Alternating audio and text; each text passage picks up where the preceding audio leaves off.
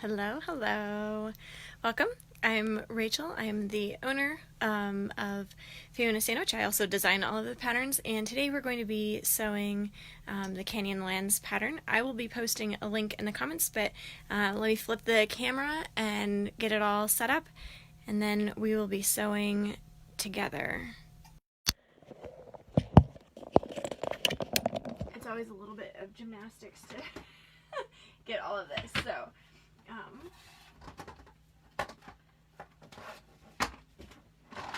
oh goodness, let's see, I have to make sure that I think everything, you can see everything, including, you know, all of the crazy mess, but you can see everything on my table. Okay, so let me, while you are joining, I'm going to put the link in the comments. So then you can sew with me.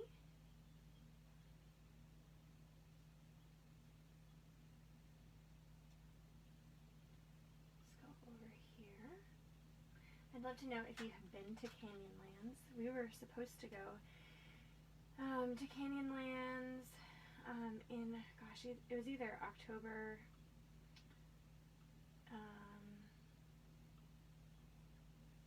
think it was October, around October. Anyway, we had a sad little accident with the trailer. I mean, we didn't get in an accident, but the door flew open. We have a 1959 vintage Airstream, and it has a suicide opening door, so it opens opposite of how car doors open now. Let's see, I'm going to do this here. I wonder if I should be able to pin this, but I don't know how to pin this.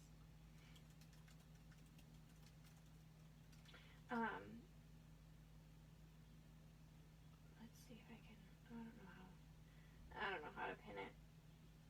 Maybe somebody can tell me how to pin it. Anyway, so the door flew open. It has the original handle, which is usually really highly sought after, and it had a hairline fracture that we didn't know about. And all of a sudden, we were driving along I-70 near Frisco. We had just passed Frisco outside of Denver a little bit in the mountains, and the door flew open. It's like 2 hours, hour and a half from our house. So the door flew open, and it caused a window. It just had a piece of metal in the window because one of the previous owners had removed the window for whatever reason, and so it's just, you know, a huge hole. Anyway, it needed to be covered up, so we just riveted a piece of aluminum over the window. Anyway, the force of the wind blew the riveted window open as well, and so we had to hobble home. It was crazy. Anyway, we still haven't had a chance to fix it because there are not many people who can fix it. So that is my sad story about Canyonlands and how we have never been there. Oh, it will be forever emblazed in my memory that we have not been to Canyonlands. So anyway, I posted the link in the comments, and you can grab that and you can print it out. Make sure when you print it out, it's on 100%, and it's this one right here. This is what we are working with. So you're going to have 2 different pieces of paper. If you have a better story about Canyonlands, I would love to hear your better story about Canyonlands, by the way. So print out your paper, make sure that it is to 100%. There is a little test square so you can make sure that your settings are at 100%, and you can adjust them as necessary. Okay, so we have this, and then we're going to have the layout page that denotes all of our sections, and we will color this together. This should be a pretty quick sew. There aren't too terribly many lines. If you have never foundation paper pieced, this should be a really easy one for you to get started on. So I'm going to put this over here, and this is what the English paper piece block looks like. Oh, side note, if you comment, there is a little bit of a delay. I'm going to leave this here. Actually, I'm trying to decide what I'm going to do. Okay, so this is on mute. Okay, now I can see. Okay, cool. So this is what the English paper pieced version looks like. I want to talk you through a few things with the color placement. It's really important to decide where you want your focal area to be. There's a lot going on with this block. And by the way, before I forget, I think you could also use this for Hickman Bridge. Obviously it's a little bit different, but Hickman Bridge in Canyonlands, the patterns are designed in a way that if you see a different location, then please use it for a different location. I try to make them generic enough so you can mix them and match them. And you can just let your imagination run wild and not be restricted to just what the pattern says. In the Quilt Along group, which I encourage you to join, there are some really amazing quilt artists, because everybody who is doing this is really developing their artist muscle. And once you get going, you'll see things in the blocks, and from your travels you'll say, oh, you know what, I could use this even for Mesa Verde. I could have it almost all one color, or I could use this for Hickman Bridge, or I could use this for Grand Staircase Escalante. So you're really not limited. Here, this one I used for the Badlands. This is the Tent Rocks, and then this is how I had it for the Tent Rocks. And then I did a sew along, and let's see if I can find those blocks really handy. Here we go. And did Needles District for Canyonlands. So you can see that just the color placement really changes things quite a bit. Anyway, back to this block. So when I was stitching this one out, I had originally chosen a different color to use up here. I wanted one that was a little bit more bold. In Colorado and Utah, the color of the sky is more like this color here. It's just really, really bright. So that was what I had here, because that is how things actually look. What I discovered, actually I should talk you through. So I had that one, it was really, really bold, and it had a little bit of a feathery print, and what I wanted was to give the illusion of clouds. And it would have, but it doesn't look like there's a lot going on in this block, but there really is. So that ended up being a focal area, so I took that out and I used this one, which gives the illusion of clouds. So as you are picking your fabrics, even though this really does look like, you know, a fish tail or a mermaid tail or waves or anything like that, you can use it for other things, because your placement is really going to dictate what the viewer sees it as. So really think outside of the box.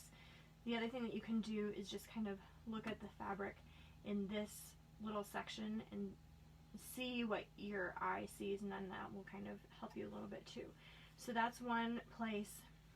This really is where you want to have the focal area to be.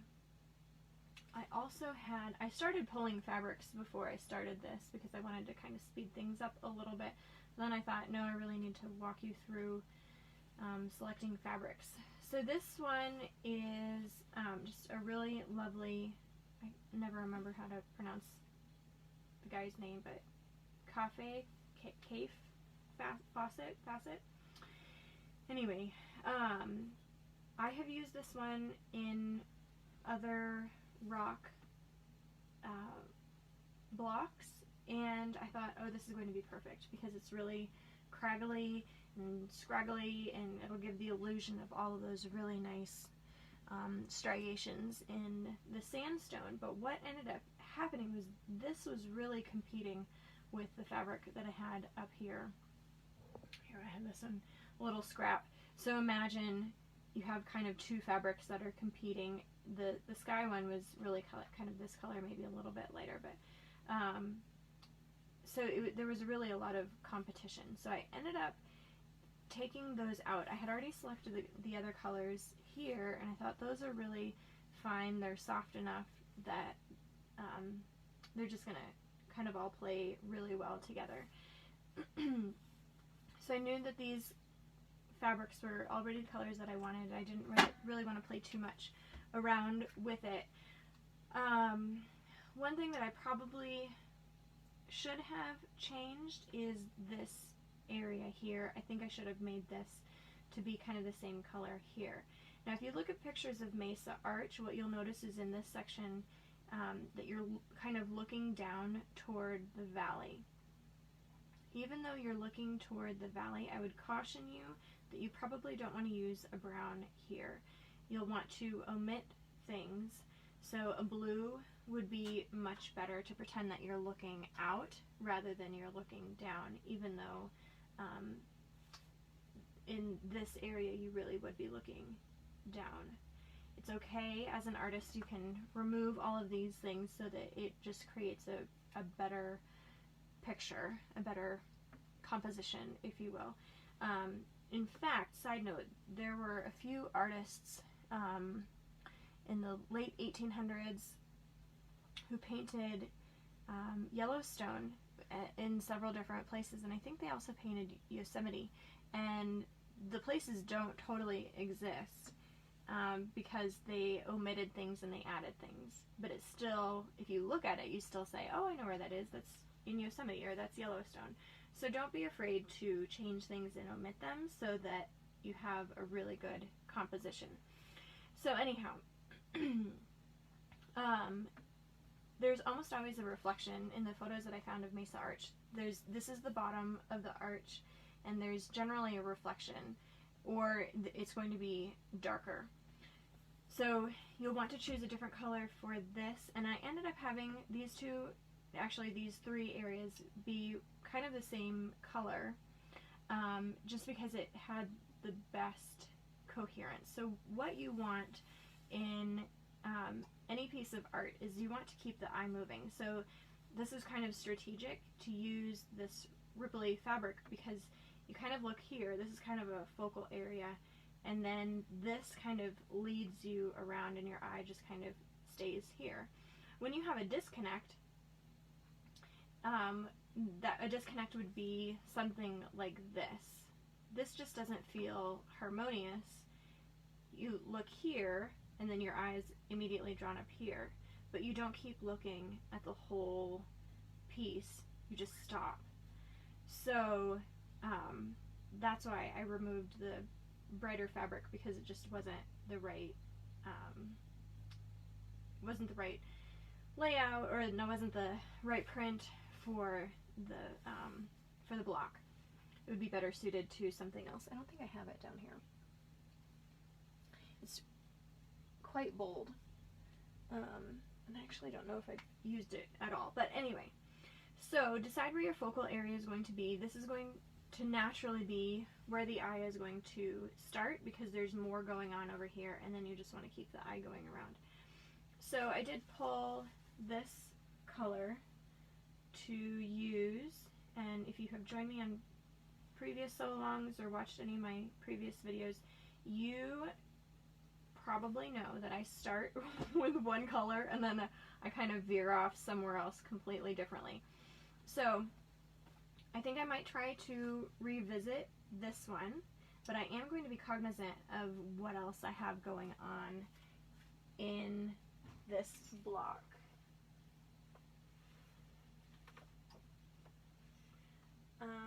I am looking for one of my blues. Here we go. Okay, so here, if I'm wanting to use this one, I had pulled this. I have a whole bunch of blues, and I think this is going to be one that I probably won't use because there might be too much competition. I might leave this one. I don't want to have competition everywhere. I just kind of want to have, you know, something of interest and something to keep the eye moving around, but I feel like there might be too much competition. So as I'm laying things out, you might have a picture of the finished block in front of you, and then I tend to lay things out either on top. Sometimes I'll have my iPad underneath with the picture, or I'll have my phone off to the side, or your computer or something like that. I generally don't use this layout block because I can't immediately see where everything is. I kind of need to have something of a reference to know where I'm going to put things. This is really helpful for me for layout when my pieces are all put together as I'm coloring things. But while I'm selecting fabrics, it's much easier for me to have some sort of a reference photo, whether that be, you know, a picture from one of your travels or something off of the internet, one of my blocks, anything like that, something that's going to help you just kind of think things through. And then I start laying things on top, and I'll, you know, move things around. Okay, so there might be too much competition. I could use these two because they're on opposite sides and it would keep the eye moving around.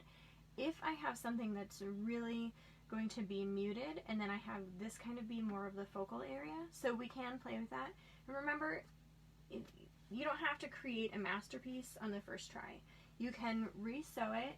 This is all about exploring color, exploring the printed texture and how that relates to how things finally turn out. I mean, I've been sewing since I was tiny. I've been foundation paper piecing since I was probably 10 or 11, maybe 12. And I went to art school, and I'm still going through these steps every single time. So this is, if you don't get it on the first try, it's okay because I don't get it all the time on the first try. So I have my bin of browns. I hope that's encouraging to you and not defeating to you, to just enjoy the process and just kind of explore color and texture and all of that. So we're going to go with the little, this little section here. And I kind of like the way that these two are playing off of each other. So maybe what I might do is have this little craggly bit over here for one rock and this little craggly bit over here for another rock. And then I'm sort of tempted to break all of my rules. This is this is how it goes every single time. I think, oh, but I could use this. So maybe this might be an option because, you know, this is going to give the illusion of the striations, but I feel like still there's going to be some competition, and if I did this, then this is definitely too much. And I feel like these two are still really playing off of each other, and then I still have to figure out how to make them curve around. So I'm not going to go with this one.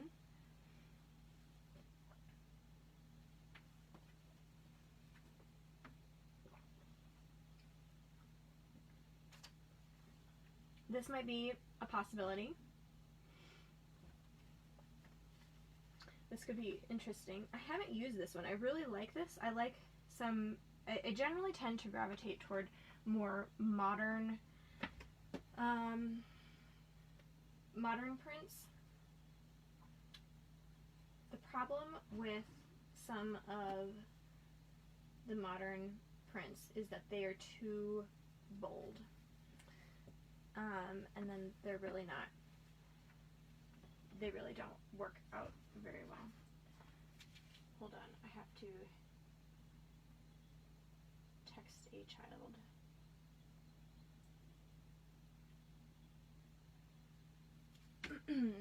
Okay.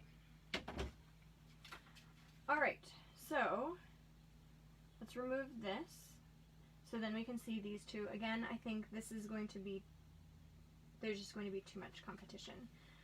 I may return to, I really like this one, Too much competition and not the right color.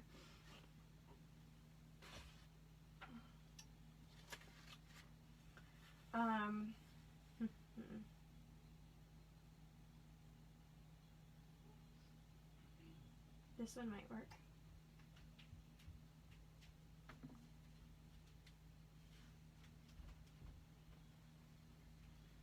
Sometimes you just have to pause and think for a moment. But I still feel like there might be too much going on. Alright, I'm going to pull out my orange bin. I know this is kind of long and a little bit boring, but I do want to walk you through my thought process on this so that you can see it. And as I'm thinking through, I think the reason that this could work for rocks down below is because of the way that the veins are going in this direction. I think that's probably why it didn't work before. These ones might be too similar, which is okay because then I could just switch this one out. I was kind of playing with the idea of using a pink underneath. I don't like that idea. That was short-lived. Oh, and I still have to think through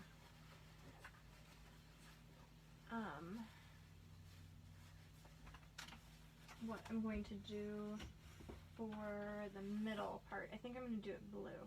See, this again is where I came back to, I think there's too much going on in these two places.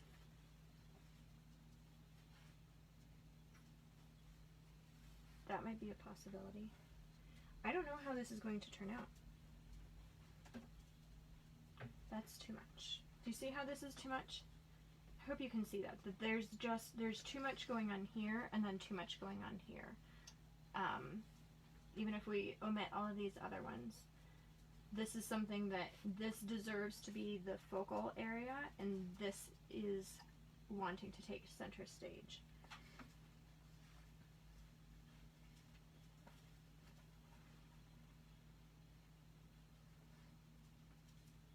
If you see something that you think I should use, let me know in the comments.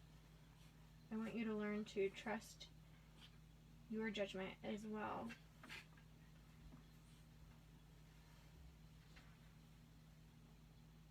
This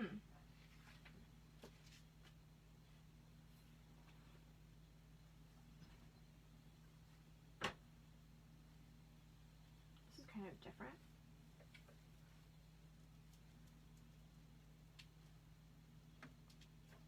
That could be really interesting. There is an artist and her name is, shoot, I'm blanking on her name. I posted about her in the Quilt Along group yesterday, and she is really, really fascinating because she, I really like this if it was in orange or brown. It's just too yellow, don't you think? She's super fascinating because she uses unconventional colors for kind of conventional different things. Now I've used this one for Bryce Canyon, and the colors are very similar. So here, I need to post her. I'll try to remember to post her information later. But she explores color in a really different sort of way, I guess color and texture you could say. And boy, I'm kind of liking these. That's not usually something that I would go for in this setting, but I think it could be really, really interesting. So she might paint like a bright pink tree, and all of it together really creates something really amazing, but I wouldn't paint a pink tree. So then this one again might be another one. No, I think that's going to be too much. I've used this one for Capitol Reef, but I'm kind of liking these two. This could be really interesting.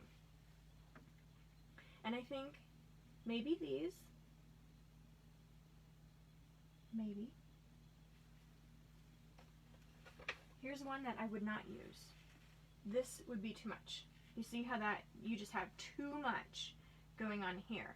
But the reason that these two are working together is because they have a similar weight in the density of the little lines here, and they kind of are playing off of each other. And then you have, with this, you have something that's really loose. So the two of them, so if you imagine this here, and then this one is here, and then you have something a little bit more linear, or even looser. The eye would start here, and it would go down to check this out, and then it would be immediately brought back up to this area with this, and then it would rest here, and then it would come back down, because that's kind of what's going on. I think I like these. Okay, I hope this is helpful to you. I hope you can see kind of the thought process on how this is all coming together, how you can think about your fabrics in a different way. I would never think about this. Generally, if I was selecting something like this, I would want something with more of a kind of an orangey background, right? So it wouldn't have that really harsh contrast. But when it's all together, the eye is just going to keep moving around. So as you are piecing, as you're going through the fabrics that you have, don't think about them as a whole. Think about them in a little section. How else does this look? What does this remind me of? And then when you get excited about something, when you say, oh yeah, that's a really good possibility, then you're on to something. So let's see, I need to put some of these back so I don't dig into them and choose the wrong fabrics, because I have done that. I think I'm going to use this. Let's see how this turns out. And did I talk about this one? The reason that this doesn't work is this is reading as too much. See, hopefully I'm still here. I turned off my do not disturb, but looks like it's still still disturbing. Okay, I think I'm still there. And the light is not really fantastic, so I apologize for that. I wonder if there's a way that I can lighten it up. But let's see, maybe I can hold this up a little bit more, and then you can see that it's a little bit brighter. I need to maybe have a little bit of a better lighting system, but yeah, you can kind of see that it's a little bit more reddish. So, oh, actually I need these. I'm moving things away too quickly. Okay, I want these and this. I'm going to use this same color, I think, for two different sections. Because I think if I have too much going on down here, it's going to end up competing with this up here. So I have 1, 2, 3, 4. I need something for the back. I think I'll use the sky. We'll see how that turns out. It could be great. It could be awful. And then if it's awful, we just re-sew it. It will be fine. It won't be the end of the world. Okay, so I hope you're excited. I'm excited about how these are going to go. I'm going to put this over here. All right, so the next step is I go to the layout page, and this is the front of the block, and then we piece on the back of the block, because we always sew right sides together. Even with foundation paper piecing, it can seem like it's, you know, a little bit upside down and backwards, but I assure you it's not, because we still sew on the back side of the fabric so that we have our right sides together. Okay, so what I need to do is I need to select some fabrics. Pencils. And I have children who share my pencils, so I never really know what I'm going to get. So I'm going to choose some colors that are maybe a little bit more outrageous so that I can just see where these are. Okay, so this is going to be sky, sky, sky, and then I believe I have sky over here as well.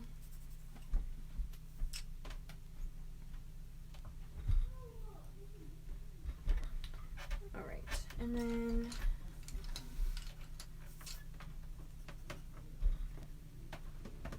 actually I might still need this to just make sure I didn't print out my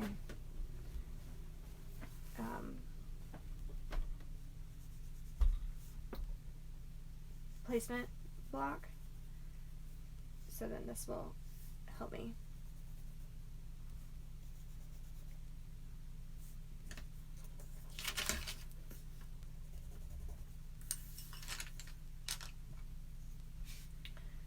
Okay, so then I think I'm going to do something like this one so that I remember.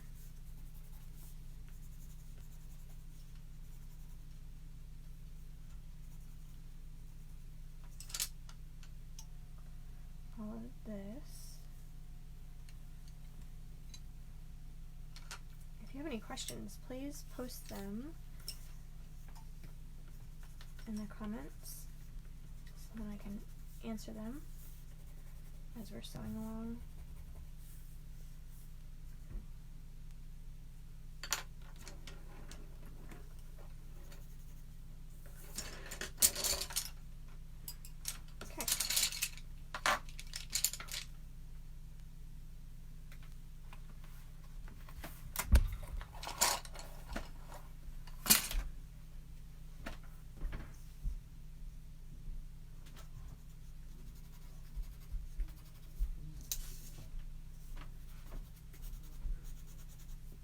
So we have that, we have this, and then all we need to do is transfer this over. Hey, can you bring down my sewing scissors, the red ones? They're on the floor upstairs by the sofa. Thanks.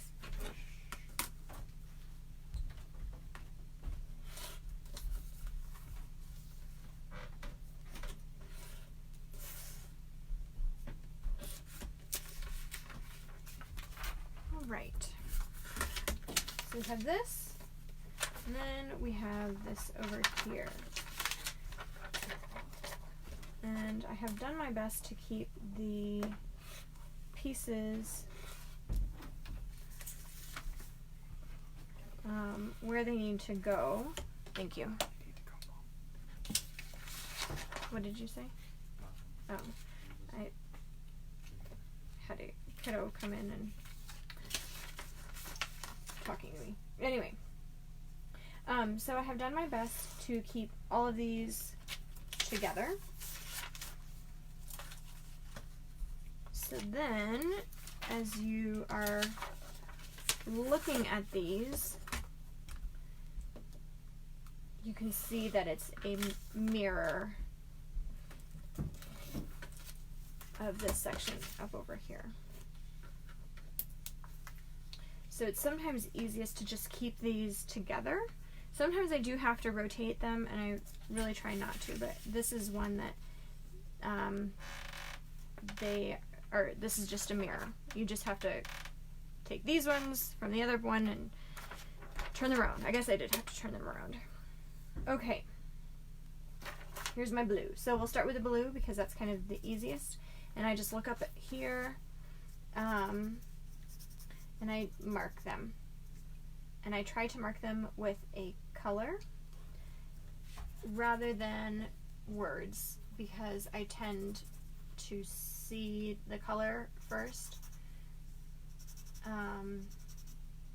over any of the words. That's not right. F2, G1.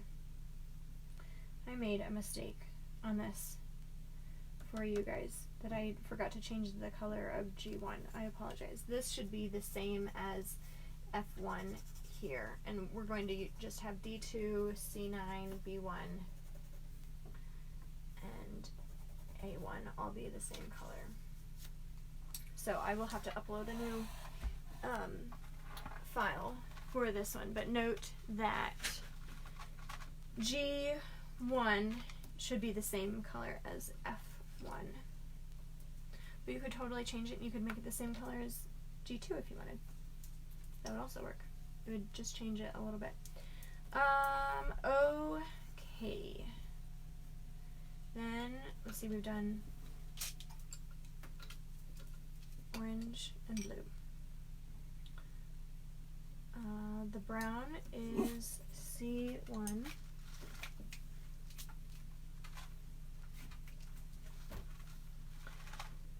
And there's that one. And then all of these, the plus ones, are all this magenta, which is going to be the underside. And then all of these gray ones are going to be that really cool stripe. I have a dog behind me that I'm ignoring. She's waiting for an invitation, which I've already given her an invitation to the beanbag. Okay. So, what we are going to do now is we are going to cut these apart.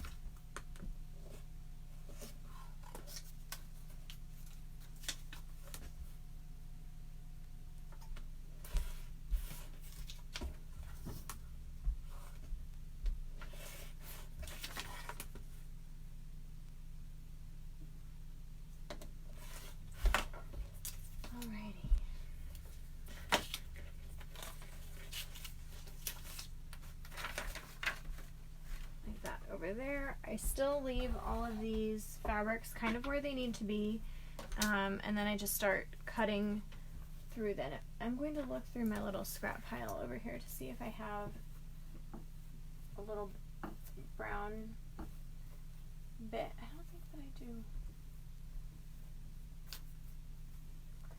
Okay. I just need a teeny tiny bit for this. I also need my glue stick.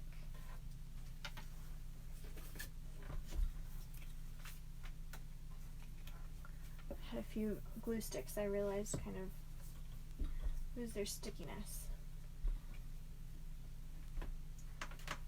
Alright, I don't have very much that I need here, so I'm just going to cut out. I'm just going to kind of eyeball how big I need. Maybe eyeballing might not be the best idea. I need like to over here.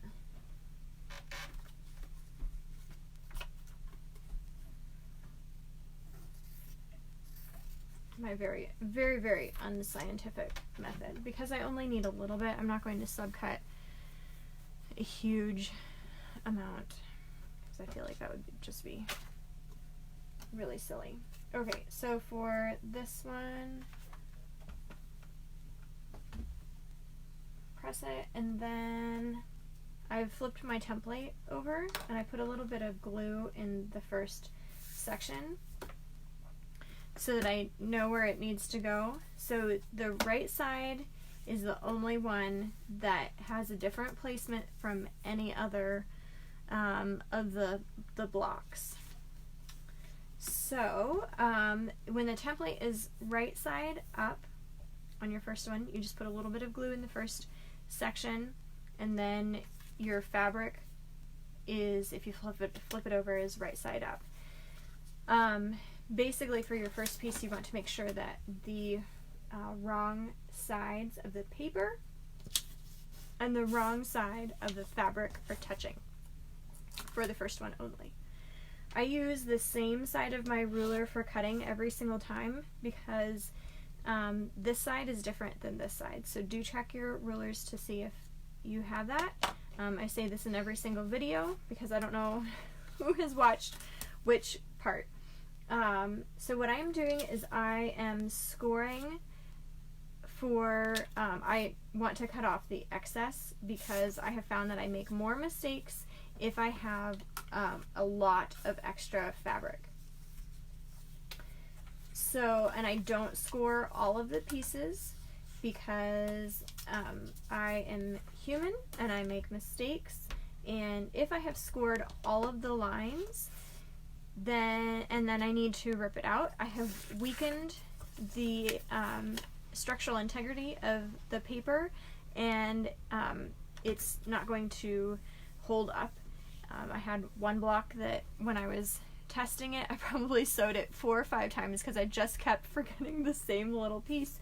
But it was really good that I had not scored everything, because I could put a little bit of glue where I needed it to be, and it all came together. But if I had scored it, you know, and some people really score quite hard, then it probably would have been it would have come apart, and I would have had to start over, and I would have been so sad. So I don't score all of my lines. So this one is prepped and ready, so I'm going to set this aside, and I'm going to go on to the next one because I want to move a little bit faster than the normal sew long pace, so that I can chain piece a whole bunch of things together, and then we can sew a little bit faster. If you need a slower pace, that is totally fine. You can reference one of my previous videos. What I'll do is I'll sew one, I'm just going to show you how to chain piece all of these together, but if you want to see just one where I walk you through the whole little template from start to finish, please do reference one of my previous videos, because I generally move at a slower pace, so I just do one and then the next one. But I have a hard time talking and sewing at the same time, so it's anyone's guess if this will actually work out. This could be really famous last words. Is E1? Oh yes, it is. Okay, good.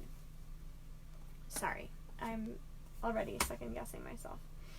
And I always cut larger. I cut about between 2.5 and 3.5 inches when I subcut, because then that will give me plenty for the whole piece.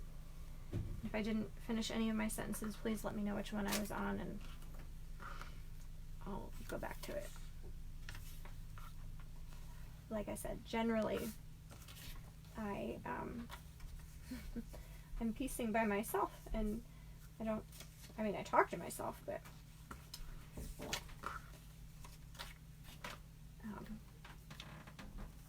I don't always finish all of my own sentences. I wish I could see your beautiful face, and I wish I could talk to you and you could ask me questions, so we'll just have to do it where you ask me questions in the comments section. And I'm not going to be too terribly concerned about which direction these are going, so long as the lines are not going this way, because, you know, rocks kind of do their own little thing anyway. So what I've done is I've glued down the first section, and I'm just going to cut off this excess. When I score between the first, actually I'm scoring right now between the fourth, because I don't like all this extra fabric. It becomes very confusing. Maybe not confusing, but I can get it caught under the sewing machine, and then that becomes annoying. So I did go ahead and I scored lightly right along the sew line. All of the solid lines are sew lines.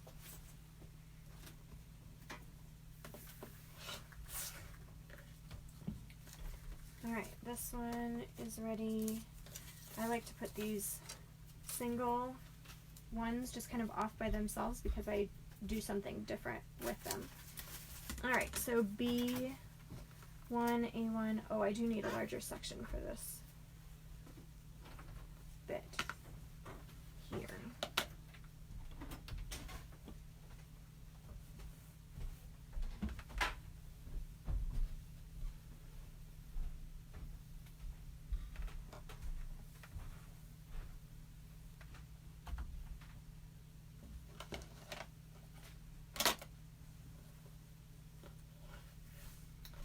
Let's see. So when I know that I need a larger section, what I do is I have a look at how wide the widest part is, and this is a really great non-directional fabric, so I think I will still be able to use about, I mean, this really could be famous last words, it always is. I think I'm going to do 3.5 inches to cut this section, and we'll see how this goes.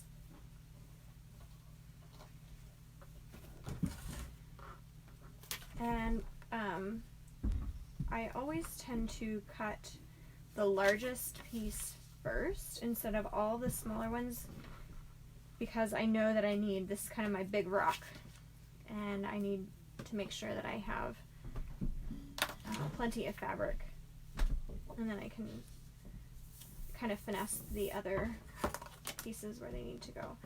I also always cut larger than the template. This allows for any shifting of the fabric.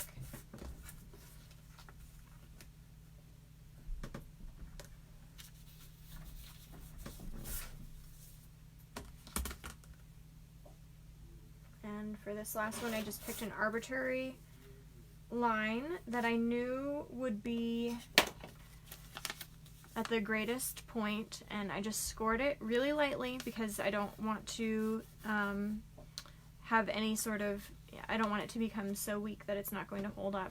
So I just folded it over, and then I trimmed at my 1/4 inch. I think for some people what is really confusing is that they feel like they have lost the 1/4 inch rule, or I guess the method might be a better word, with foundation paper piecing. And I think that's partly true if you're not cutting, scoring, and then trimming off the excess. Some people do wait until they have done their sewing, and then they trim and press and all of that. And what I found is that when I followed that method, I was making a lot of mistakes, and it was very, very frustrating to me to be making all of these mistakes. It became where it was not enjoyable. Then, I don't know through what set of circumstances, I realized, oh, I'm already trimming at a 1/4 inch. I might as well just score along the sew line, get all of that extra fabric out of the way, and then trim what I don't need, and then I have something that I can line up. I know where my fabric needs to go. It becomes so much more enjoyable if I'm doing it that way, as opposed to trying to figure out, I hope that I'm putting this in the right place. I hope this is going to turn out well. And it was frustrating because I was, making all sorts of silly, really silly mistakes that I knew that I didn't need to be making all of these extra mistakes, but I just didn't have a reasoning why I was not sewing things correctly. So I hope all of these tips are really helpful for you as you're sewing along.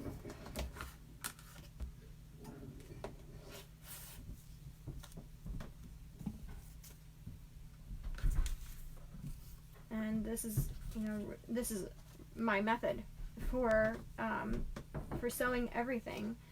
I will glue all of my first pieces, and then I go through and I do all of the next pieces. So then I'm very systematic about it.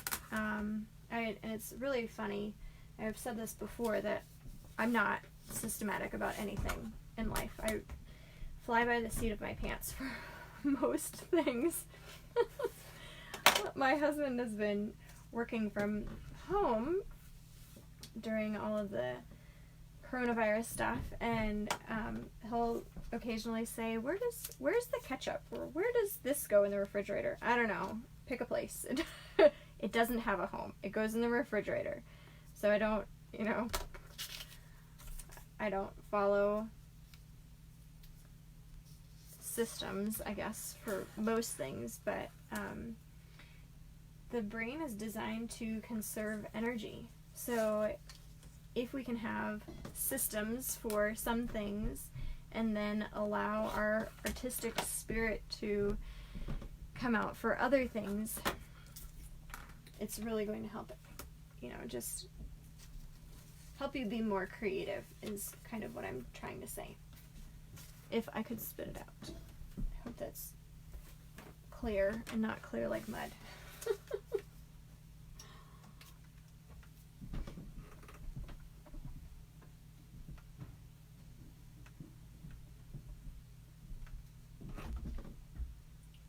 Okay, I don't know if I need this for any piece yet, I think. Okay, so what I'm going to do now is kind of go through these. I'm going to just cut just a little bit off of this. This is far too much. Okay, so this is going to be the color that I use for this section here, I believe. No. Nope, magenta, not the darker color. This is what I need. So I'm going to use these here.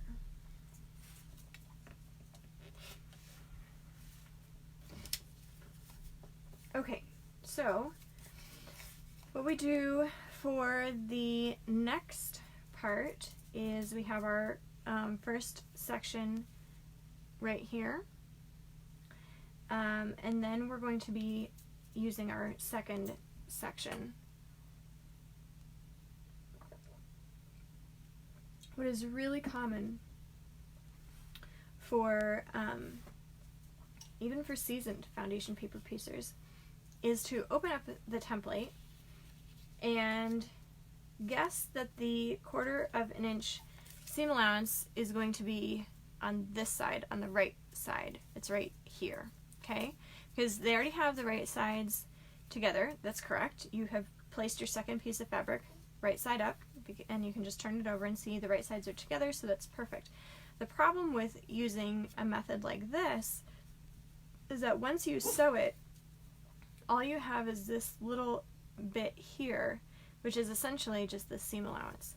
So what you need to do is, if you've opened up your template to see what color goes next, fold it over gently and line up your next piece of fabric. And you don't have to do too much with this one here because we're not going to worry about it so much with directional fabric. Line up the raw edges of your fabric, and you need to make sure that you have enough fabric that is going to be in this section here plus your 1/4 inch seam allowance right here. Let me move this up so you can see it. So this will be the next seam, not the seam that I'm sewing right now, which is this one, but the next one. So the next one will be here, and I have my 1/4 inch going over here, and then it will also need to come over this way. So the other thing that some people are tempted to do is, you know, we want to conserve all of the fabric that we can, so they move it over to the edge, because you see right here, I hope you can see this, right here you have the 1/4 inch. I wonder if I turn this light off overhead, if it will force the light. Let me see. Well, let's see if this helps. I have to wait for the delay.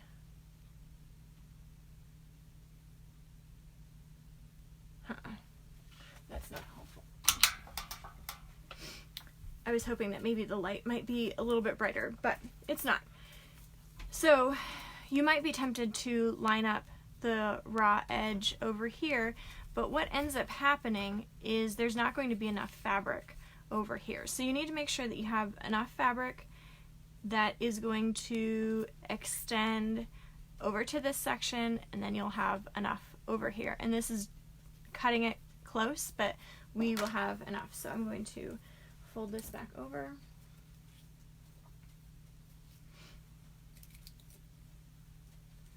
And I like to pin. You don't have to, but I just find that I like pinning things together a little bit more. Alright, I have sky for this one, and I did not cut any sky fabric yet.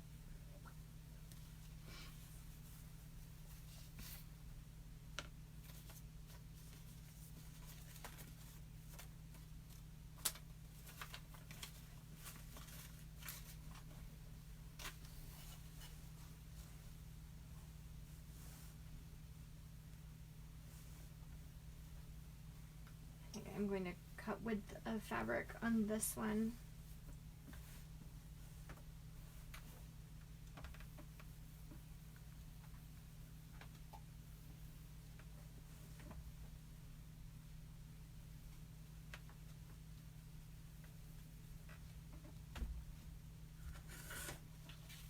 I think my I1 section is not too wide. No, it's not too wide.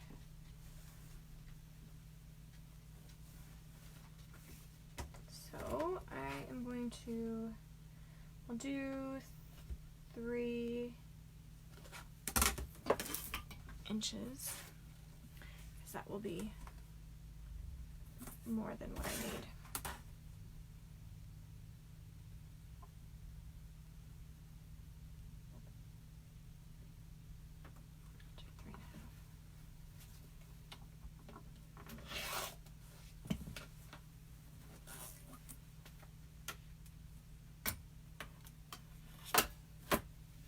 I have a fun little tip that if you store your rulers on your tabletop, I picked up a metal napkin holder from IKEA for, it was maybe like 99 cents. I didn't need anything really fancy. I just needed like an envelope holder or, you know, mail file sorter or something.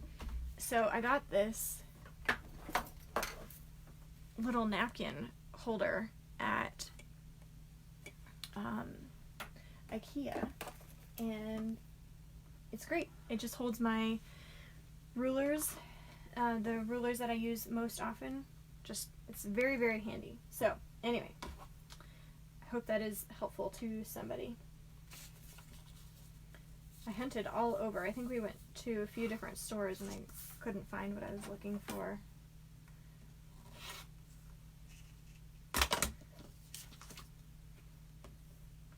But leave it to IKEA to have what we need.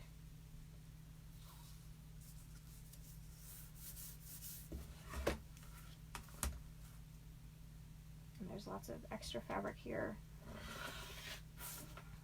And this is a really loose fabric. I'm not going to worry about which direction it is. I mean, I might decide later that I want it to be in a different direction, but for right now, I'm not going to be really concerned about it. Okay, so this is the one that I needed for F2.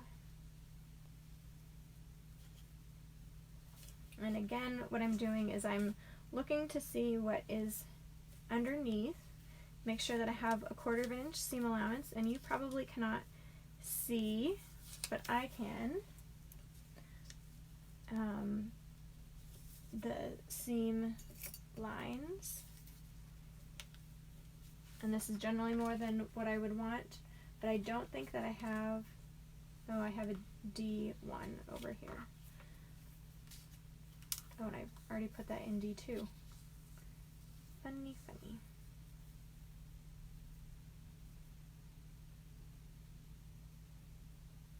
That's cutting it kind of close. I think that'll be fine.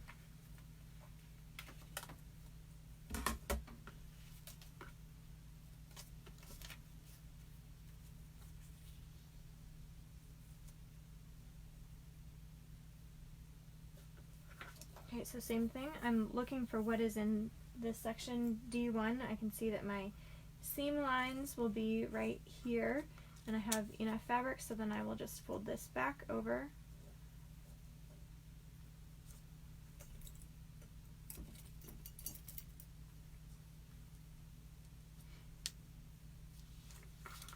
And then I will sew those. I have this for the next one. Where did that one go? Here we go. It was the magenta that was the, sorry, I keep putting my head in the way and then you can't see what I'm doing. I apologize.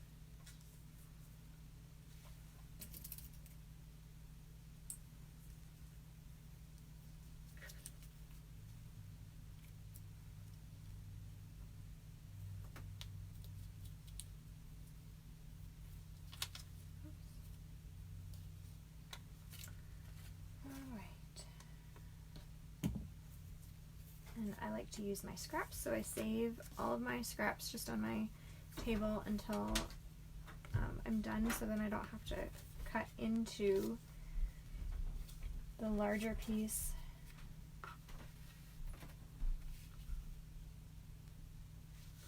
The details are what makes these blocks really, really great, but sometimes they can be annoying, I will admit, especially if you need just a little bit.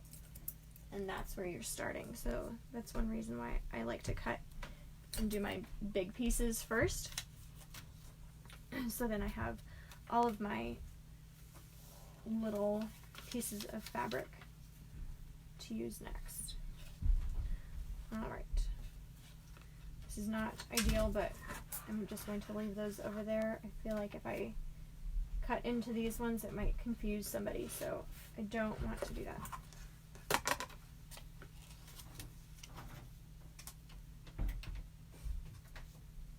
What I'm doing here is just going through all of these with the second piece. So you will do the same thing. You'll just look through all of your second pieces of fabric. What is the second color that you need? And you'll just fold it over. So I have the right side of the fabric facing, of the first fabric facing down, and the right side of the second fabric facing up. So it's always the first one that is face down, and then everything after that is going to be face up because you need to put the right sides together. And I'm lining up the 1/4 of an inch with the raw edge. And now we are going to sew all of these together.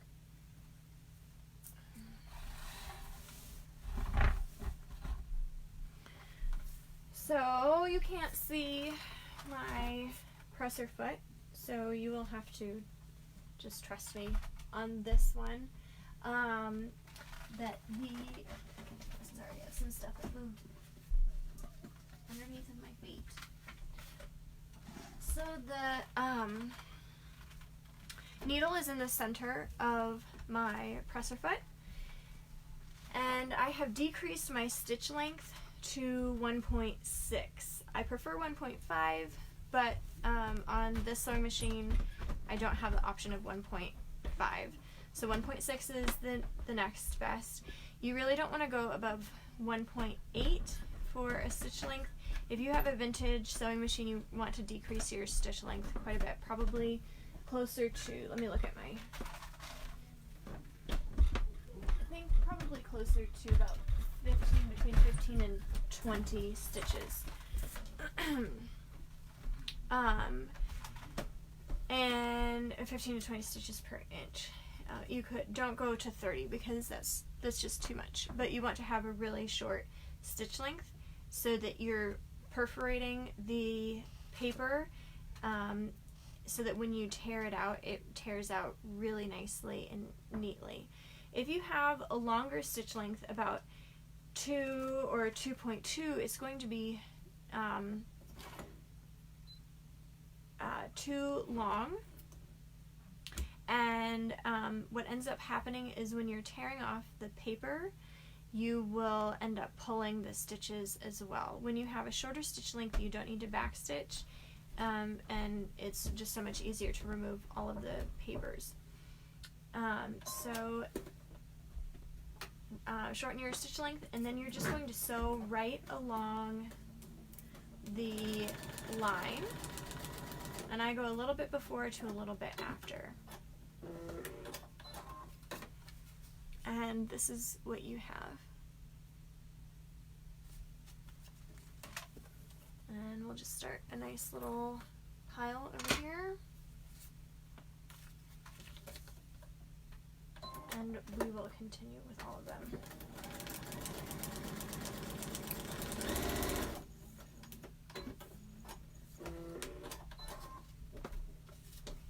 Try to sew on the line as much as you can. I know that sometimes it's a little bit tricky, especially if you're a fast sewer. The biggest piece of wisdom that I can give you for sewing along, well, I guess just the paper piecing with the stitches, would be it doesn't really matter what is going on inside of your stitch. You know, sometimes they get a little bit wobbly, sometimes we get off a little bit, but if you stitch as close to any of the joints as you can, that will make your final block come together much nicer. Hope that makes sense. Again, if it does not, let me know.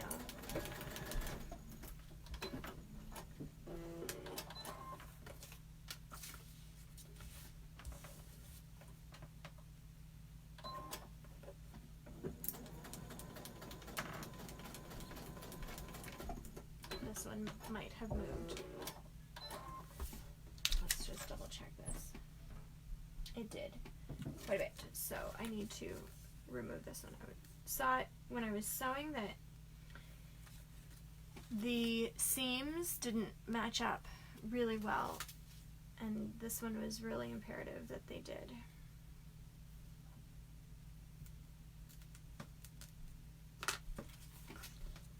But that's okay. We'll just line it back up.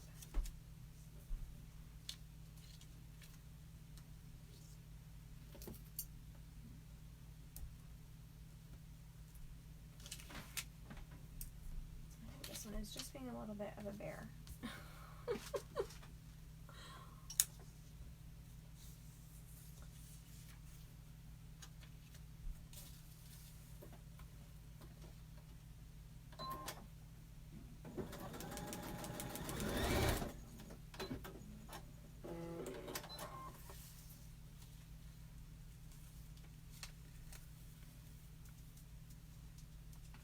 All right, I think that'll work.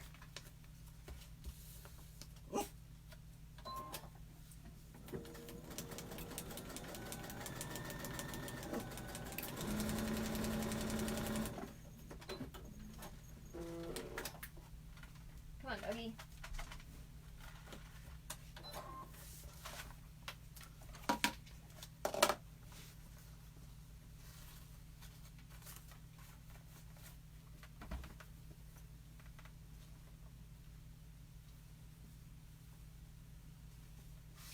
Alright, so then I like to just set all of these seams and then I roll them back. I love this wool pressing mat. I have another one underneath so that it protects my cutting mat and my table, because it does get pretty hot. The one that I love is Project Wool. I have another one, and I don't love the other one. In fact, I have never shown the difference between the two of them. I will show you on this video. I have it linked in my paper piecing essentials blog post. I have the one that I like linked. It basically presses from both sides because it's holding the heat. It's getting really hot, and I do use steam on my pressing mat, and it's a little bit discolored because I also do use spray starch on it. And the company is owned by, they're owned and made in the United States. Just a really neat group of people that make these. So let me show you the difference between these. This one is, excuse me, I don't know if you can see this. It doesn't kind of delaminate would be the word that I would use. Like, it just stays together. This one is, you can't see it. You can feel that the layers are not quite as thick. That this one is just really nice. This one here is really nice. It's pressed tighter. This is also a wool blend. What I did not know is you don't want to have 100% wool. Dorothy is the owner of Project Wool, and she was telling me that the 100% wool pressing mats are generally industrial grade, and they're sold for more than what she charges for hers. She wants to keep her prices low, so she doesn't charge the same amount, but they're higher quality. She said that you actually want to have a wool blend instead of 100% wool, and the 100% wool is industrial grade, so she said it's not even made for quilters or sewers, that it's just made for like insulation or whatever else you would use industrial grade. So then, I don't know if you can see this, but I haven't cleaned my iron. The 100% wool one scorched my iron, and so I had it on the same setting. I use high heat and I do use steam. Both of them are fine for the Project Wool pressing mat, but it was not okay for the other one. So I was rather irritated that it scorched my iron and I could not press as hot, because I want things to be hot and I want them to be pressed flat. And then the other thing that I really like using is I have my own version of a clapper. What I found was that the clapper was too small and I needed something really, really large. So this was just a limb that we cut off of a tree, and I mean, you could just get a slab of wood at Hobby Lobby or Joann or something like that, and you could use that as well. So this is the clapper that I use for seams when they get to be bulky and a little bit disobedient and they don't want to lay down. So anyway, now you know my favorite tools. Hi Barbara, welcome. And Michelle, I forgot to say hello to you at the beginning as well. So then I like to put a little bit of glue on the pieces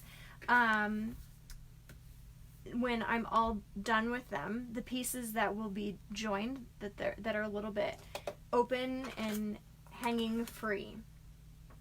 And the reason that I do that is I like my blocks to stay really flat. I've gone to all of the effort of sewing things very precisely. It really annoys me when the blocks just kind of pop up and I have edges that aren't flush. So I feel like when I use my pressing mat to get things really flat, and then when I use the glue to hold down these extra edges, it just makes the block come together so much more crisper, and it just makes me so much happier. I really don't like going to the effort of, you know, being super precise with everything, and then it doesn't come together very nice. Okay, so, but I don't glue down these next pieces. I just glue down the last one. So like H6 and H5 I will glue down, and I probably won't worry about H4. So the next step for all of these is to score along, and I score the entire length, or I guess I should fold over. I fold over the entire length of the template, so then I have something nice and solid. I don't have pieces that are sticking up, so then I just lay down my piece for the next part. I'm not going to worry about all this extra part, but I want to make sure that this is laying down flat, so then I get the next piece of fabric going where I want it to be. Okay, so I'm going to set this. No, I think I'll just do this.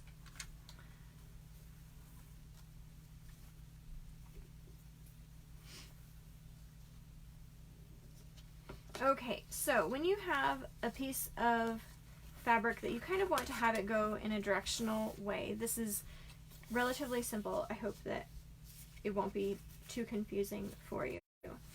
What would be natural for any of us would be to place this right side up,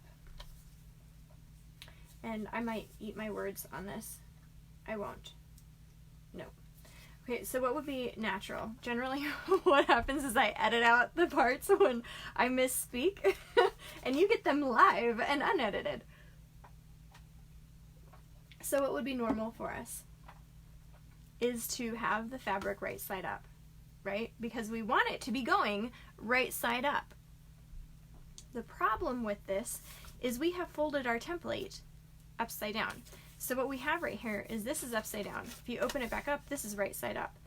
So if we have the fabric right side and going the right direction, right?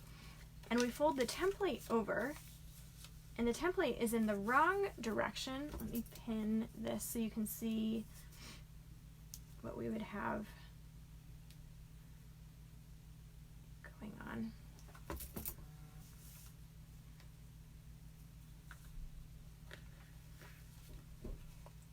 What we would have, we turn it over, and the fabric is going in the wrong direction, and the block is going in the right direction.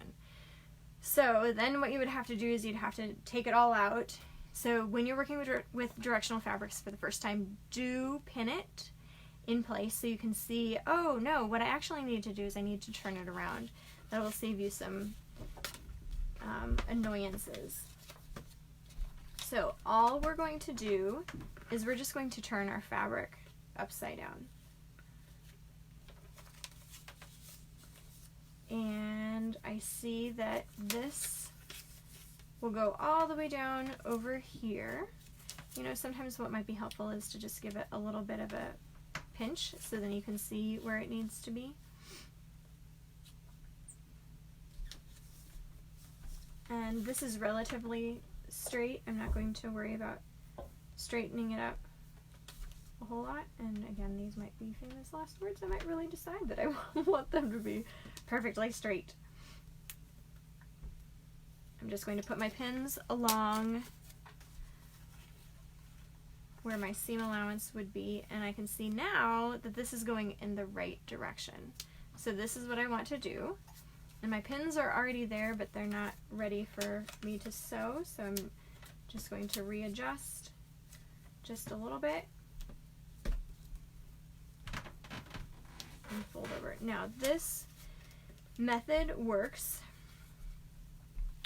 only when you are folding over your fabric or folding over the template for something that, you know, a piece is going in this direction. If it is going on the sides, like the national park sign, does not work in the same way. So for this section here, the rules are different, and I'm not going to explain it because I don't want to confuse you. Actually, I can't sit down because I still have sewing to do. Not sewing, cutting. Oh my goodness. Words are becoming mushy. Okay, so I'm going to put this over here.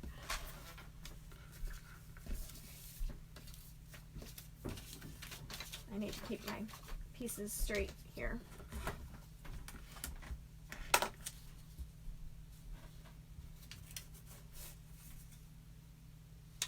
Alright, this is a different color. We're going to go onto the lined fabric.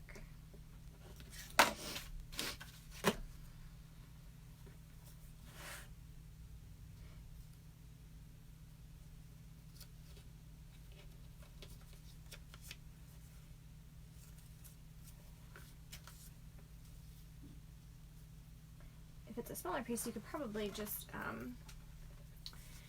use your fingers instead of pinning it to see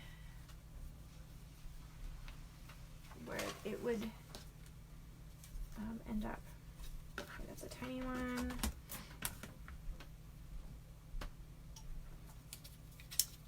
So the method is always score, trim, line up, sew, press, underscore trim. And you keep going. I hope that makes sense for you.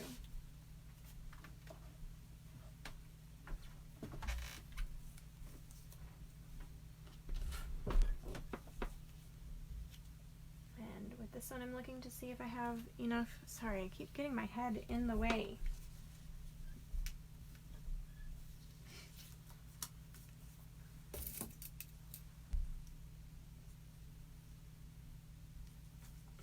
Oh, my friend Beth joined. Hi, Beth, if you're still here. I will teach you to sew.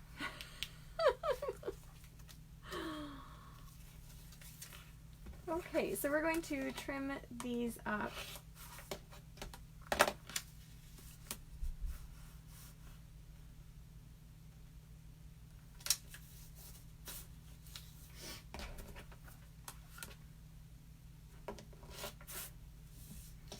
Let's see what we have over here. Again, I'm not going to trim right along the line, and you'll see that it's a good thing that I didn't, because these like to shift quite a bit. I'm going to get all of the other pieces done before I trim up the whole piece. I have found that that just works out so much better. Oh, I did not trim that correctly. Darn it.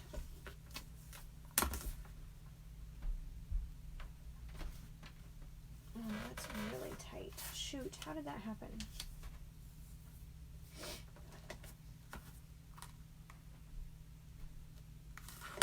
That's really not going to work.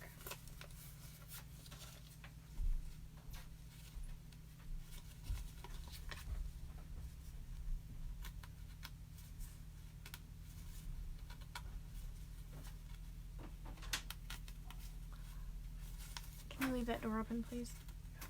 Thanks.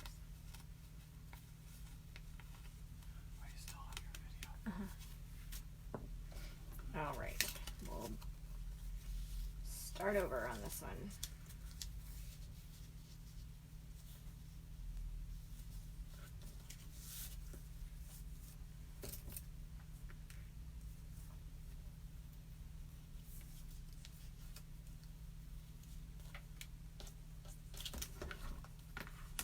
Okay, so D3 is going to be the orange.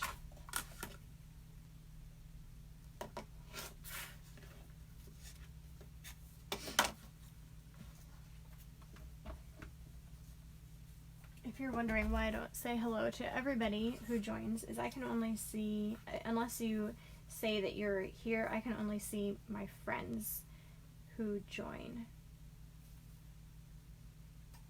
So unless we are Facebook friends, I can't see if you have joined.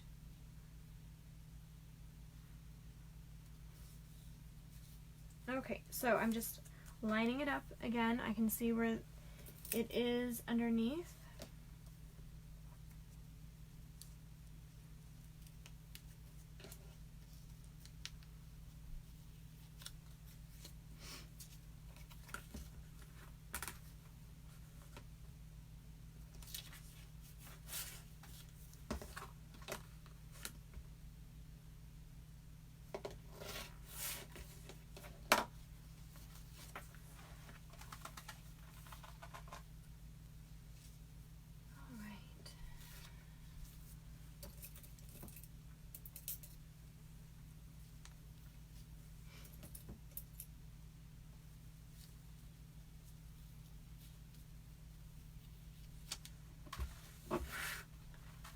And what we're going to do is we're just going to sew the next piece through all of these. The advantage to chain piecing all of these would be the same advantage that you would have for any sort of chain piecing, really, is that you just get through so much quicker. if you were piecing your first foundation paper piece block, I would encourage you to just sew one template at a time.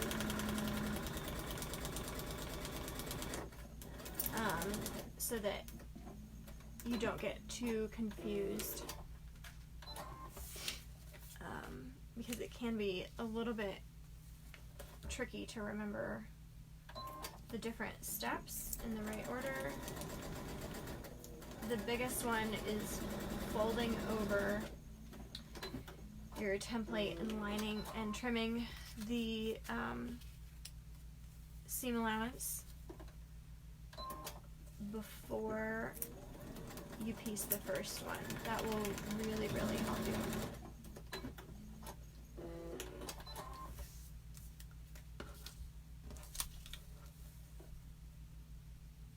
I would love to hear if you're using the freezer paper method for this. I feel like the freezer paper method is a little bit more tricky for smaller pieces. I think it can be done. I don't teach it because it can be a little bit confusing. Oh, this is C9. Oh well.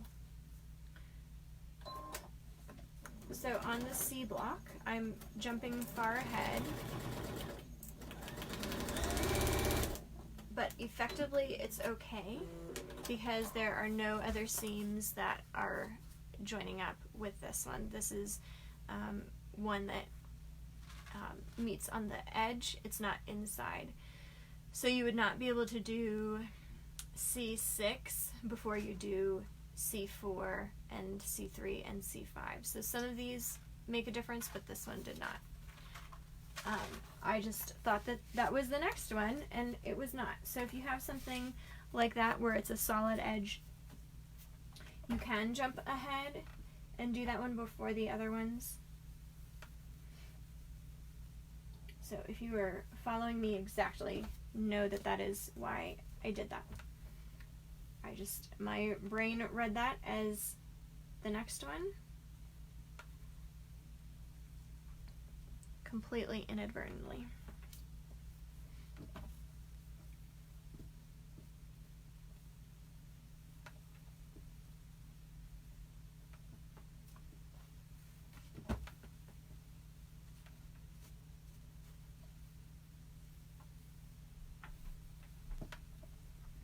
I would love to know what is your favorite national park, or if you love all of them, what was the last national park? It can be in the US, it can be in Canada, it could be any of the national park sites. It doesn't have to be just one of the national parks, it could be any site in the national park system. I always say that my favorite is the last one that we went to, and I think our last was Rocky Mountain National Park, which I have to admit is really not my favorite, but my favorite is Grand Teton National Park. Okay, so for this one I need to make sure that I really do score this properly, since this is the second time that I've done this.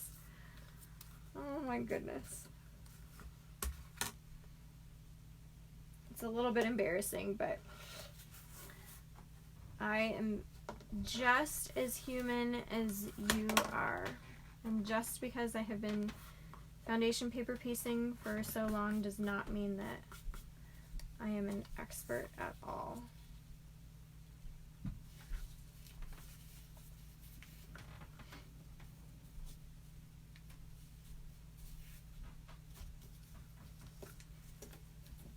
So I have trimmed and scored and lined up. If there are any parts that are confusing to you, please, please let me know. You can send me a message. You should be able to just click the Fiona Sandwich the link, and you can send me a Facebook message, or you can reach out to me on my website and send me a message, and I can clarify things for you. And please do join the Facebook group, the Quilt-A-Long group. It's such an encouraging group of ladies who love foundation paper piecing and English paper piecing and national parks, and we're also, I shouldn't include myself in we. Many of them are also making temperature quilts.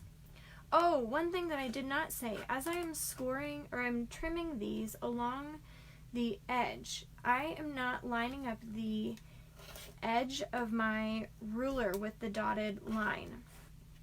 What sometimes happens is that it's not an exact 1/4 of an inch here. Sometimes it is, sometimes it isn't, sometimes, you know, the ink bleeds, sometimes I might trim a little bit too close.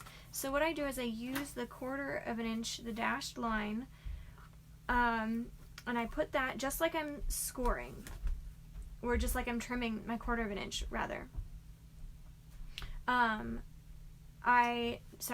Like this. I put the dashed line on top of the solid sew line, and then I trim around the outside of that. Sorry, I forgot. Usually I do this all at once. I trim around all the blocks at once, but I'm kind of jumping ahead. So what I have noticed is that since this is an exact 1/4 of an inch, if I do the same thing, instead of, you know, kind of trying to move my head to the side and try to figure out where are the dotted lines, then if I use the 1/4 of an inch marking on my ruler, then absolutely every piece is correct. If I, you know, try to line up the edge with the dotted line, it might be off, it might be on, but more oftentimes than not, I'm not exactly dead on. So that's where I make sure that I'm using the 1/4 of an inch section, and I'm not relying on the printed part. Then every piece is the same seam allowance. So it's when I put the template pieces together, it's all going to line up nicely and neatly. Okay, so this one I want to pay a little bit of attention to make sure that my pieces, my lines are not going up and down. So I'm going to use the same method as before, and this one's really nice because there's not going to be a direction. Okay, that'll work.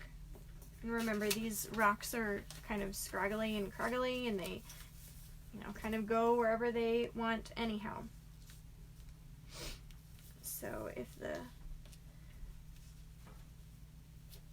lines are going in a different direction, that's fine. I just want to make sure that they're not vertical. And then this is the floppy bit that I don't care for, so I just put a little bit of glue down again.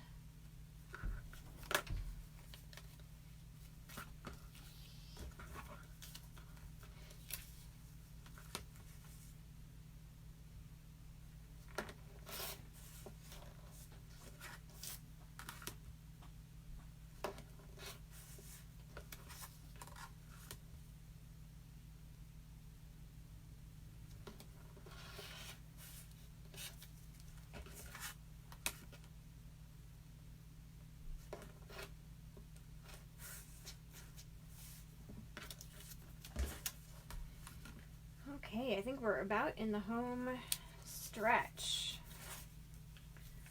I think I just have, for most of these, no, the H's I don't. Most of these I have just maybe one more seam to sew, but not all of them.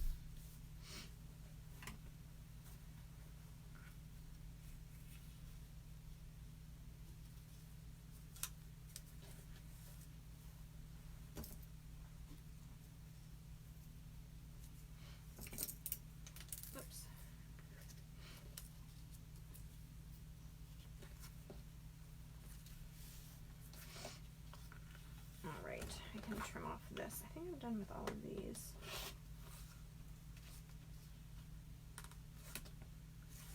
Let's see, I need to do C4.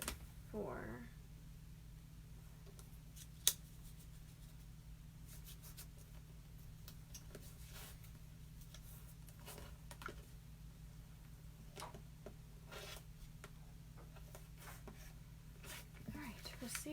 We have this one.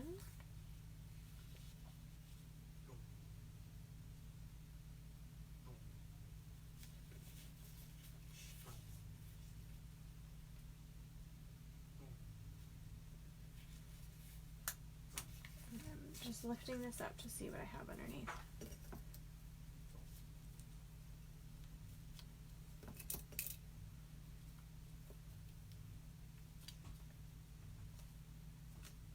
All right.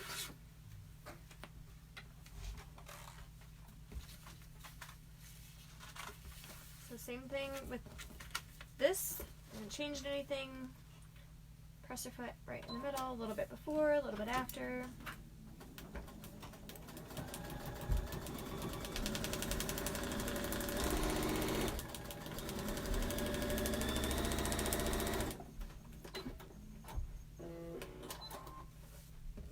That one came out a little bit wavy, but that's okay.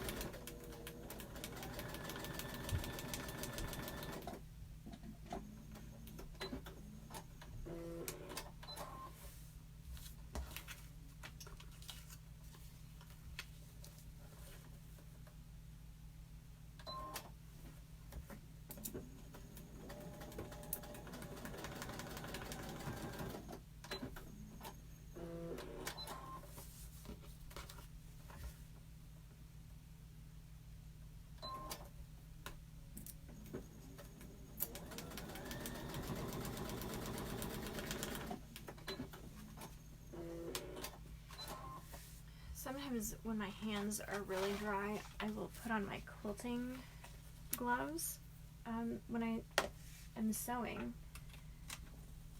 just so that I can grip the paper a little bit better.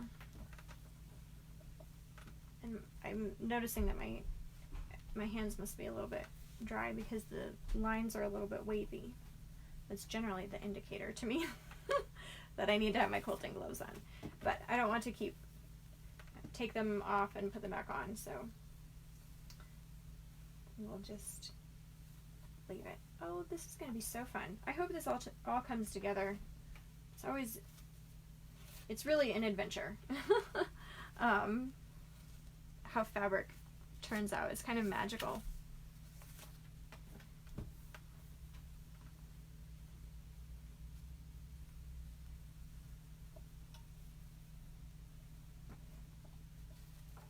Some of these are starting to kind of pop up, so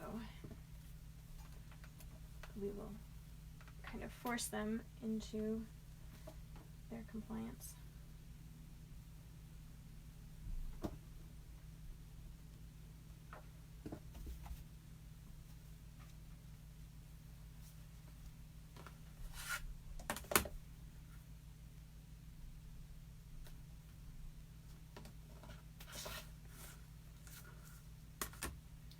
This piece I am lining up the 1/4 of an inch line.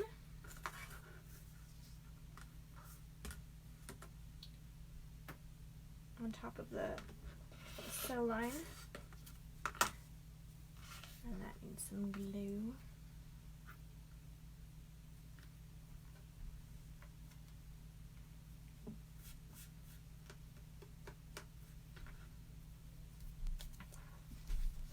And then I like to just cut these corners by hand once I have some glue on them.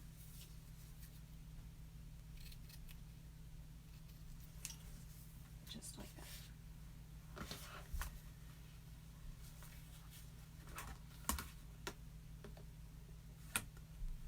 And because fabric likes to shift, I'm going to cut not right along the outside line. Let's see, H4, H5.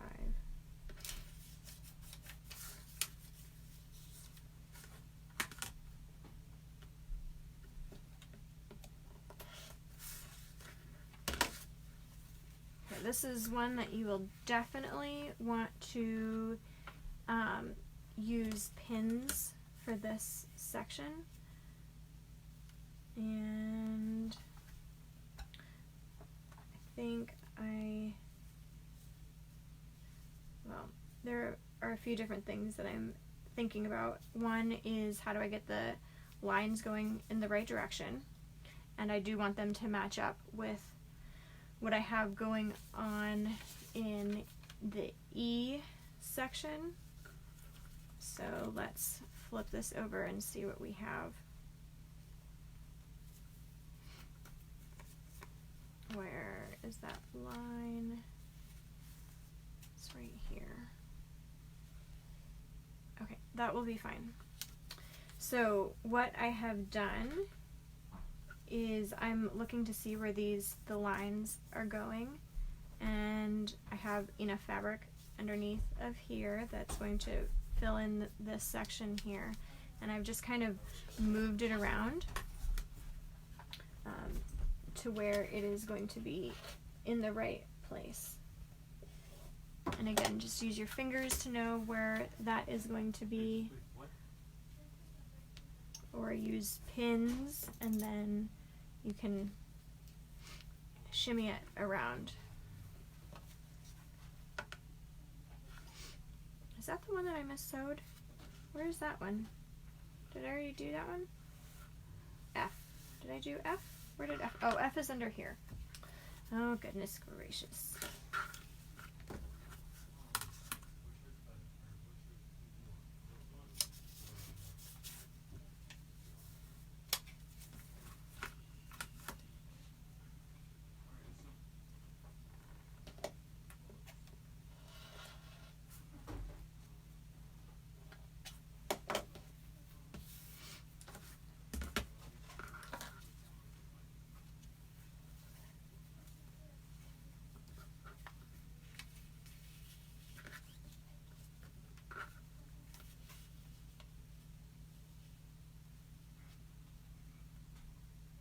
This one I want to have some extra going over here, even though my seam is only going to be sewn right here.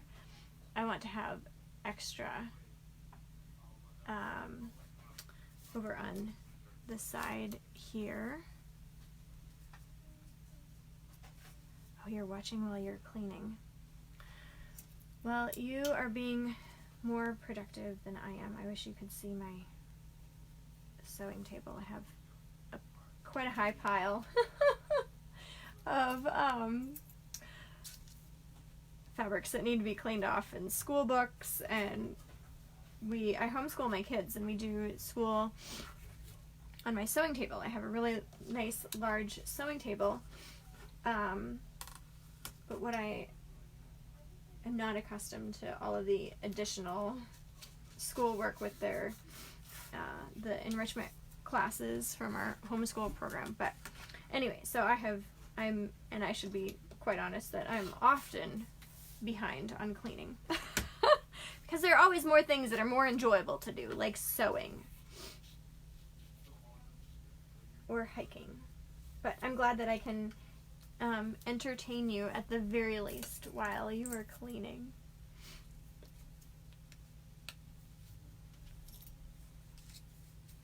And if you're joining and you don't know about the monthly patterns, each month I put out 3 national park patterns, and I have a subscription that you can get, and you'll get the newest patterns for the month. So this month are Grand Canyon, Canyonlands, and a humpback whale.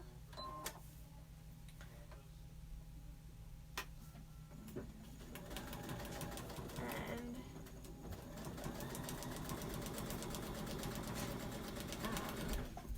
each month is completely different. I'm not recycling previous patterns.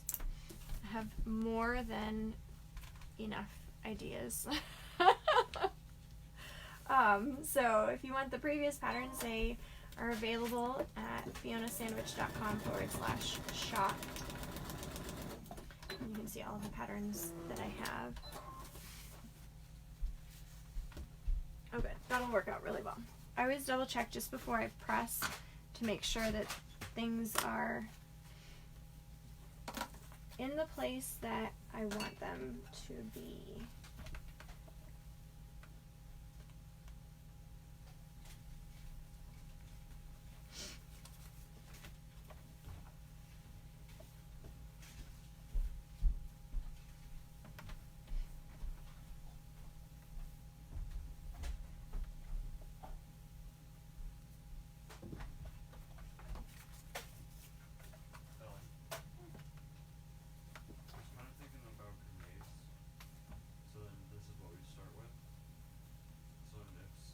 Okay, so this is a nice long piece that has potential to move all over. So I'm going to glue this now instead of gluing it later, because what I do not want to have happen is I don't want it to shift when I have the next piece of fabric sewn on top, because that would be really, really annoying.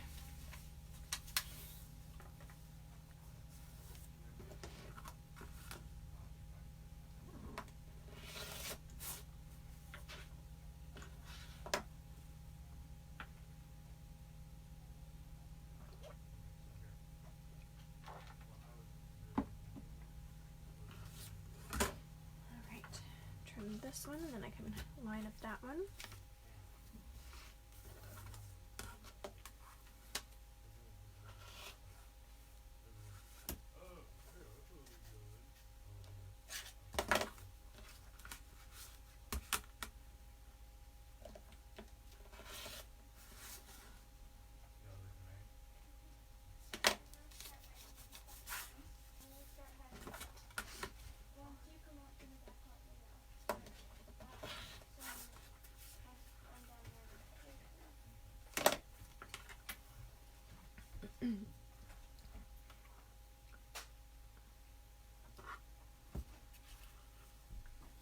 Alright, so I'm going to line, this is another one that needs to have the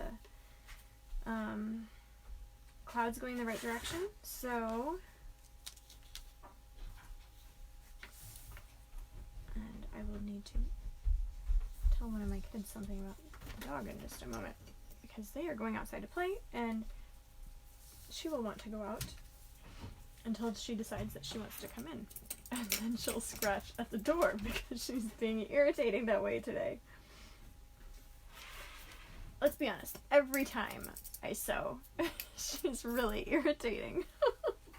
She's a great dog, but she's so annoying.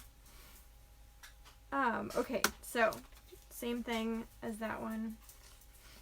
And I want to double check that I'm using the right fabric.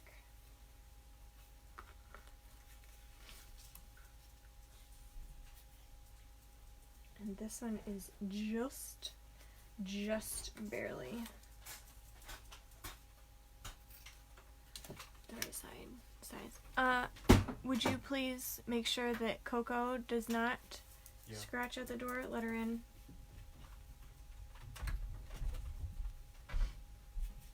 We have such beautiful weather in Colorado today. It's like 70 degrees. And then on Sunday we're supposed to get snow. So that'll make for an interesting Easter.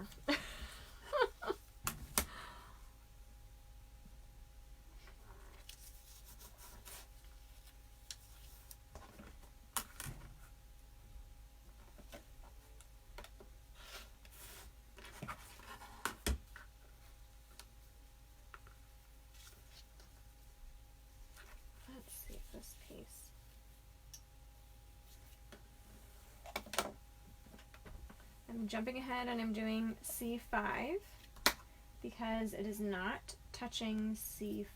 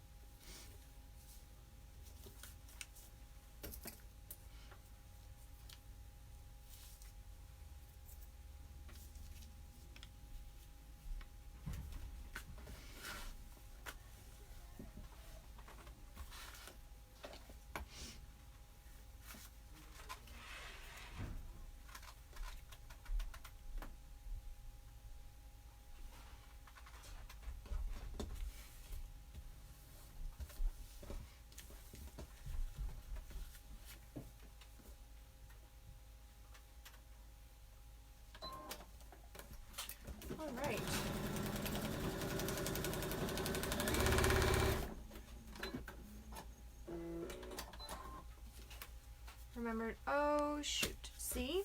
See. This is why I removed the extra fabric. This is exactly what I'm talking about.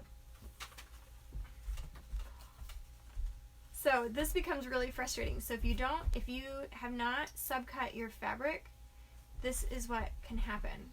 And this is why I got into the habit of subcutting my fabric, because it just became really annoying to me that this was happening quite frequently.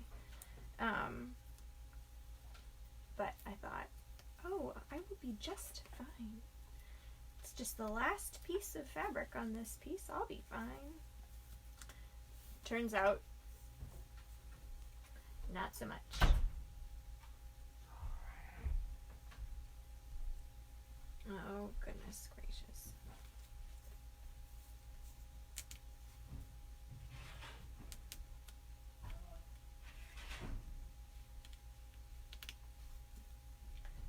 At least it's entertaining, and hopefully you feel like you are in good company and you can laugh. Because, oh my goodness. Alright, let's try this one again.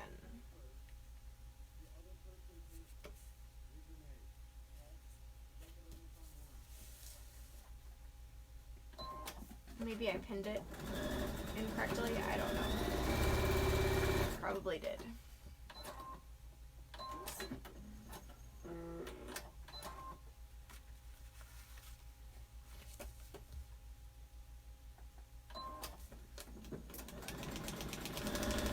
For this long one, I think this is, if you have quilting gloves or gardening gloves, really, for that matter, and your hands are dry, the quilting gloves will help you to just grip a little bit better.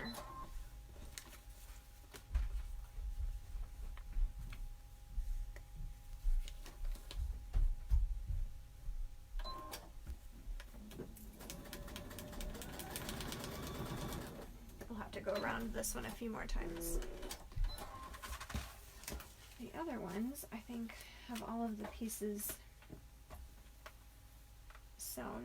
The C section just has a few extra seams.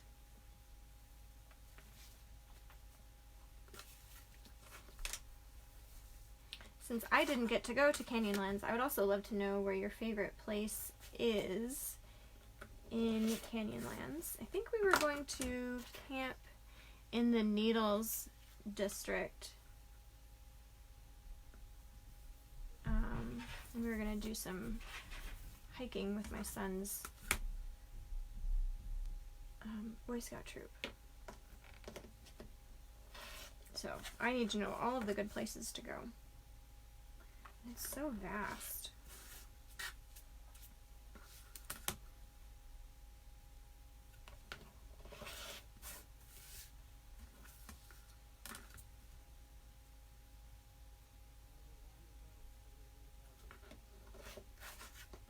I also wonder if you have seen the sunrise at Mesa Arch.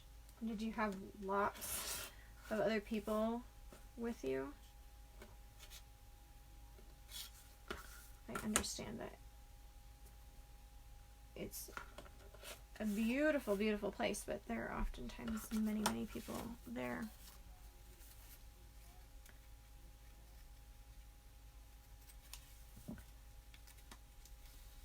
Alright, that's great.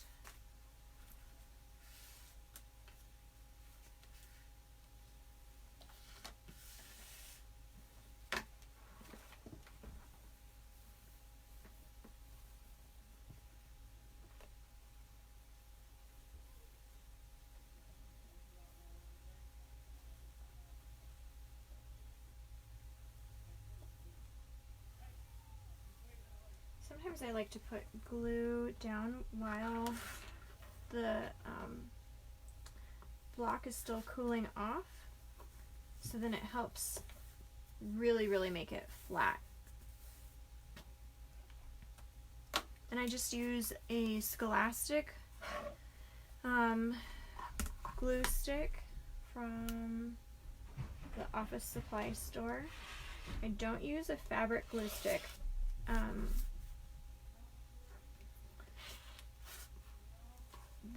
The Soline ones I don't use because I go through so much glue. I need something that's the most economical. And I like these ones because they're clear and they're water soluble.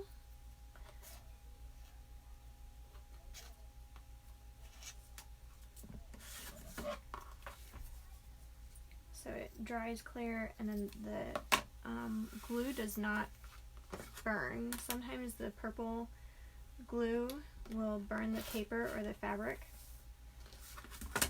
That's not fun. That also makes for a bad day.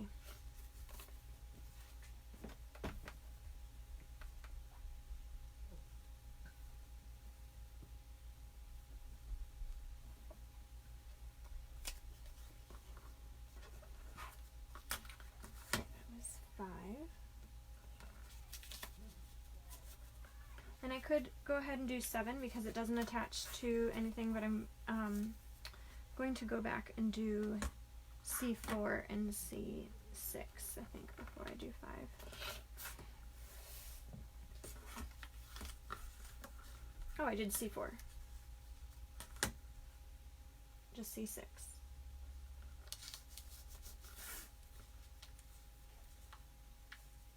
So this is one where, because you're doing so many different, so much scoring and so many different lines, can you see that this has already started to remove here? Maybe if I come up a little bit more. You want to make sure that you can feel that it just becomes much weaker. So you want to make sure that you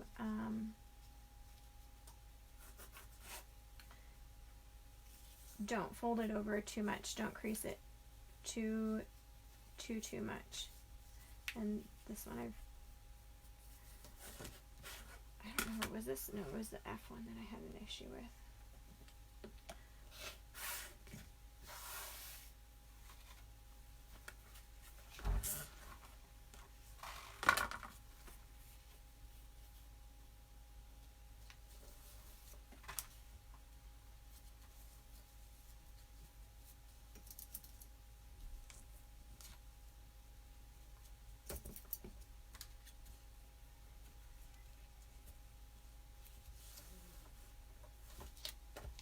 Also be careful when you're sliding your pieces onto your under your presser foot that the second piece of fabric that you've just put down doesn't roll back, because I have also had that happen. And then you need to remove, oops, just a little bit.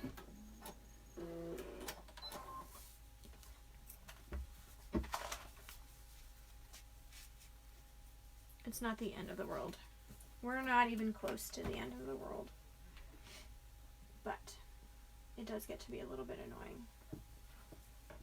And this is also a little bit annoying that I have these extra little threads in here, but again, it's not the end of the world. Oops.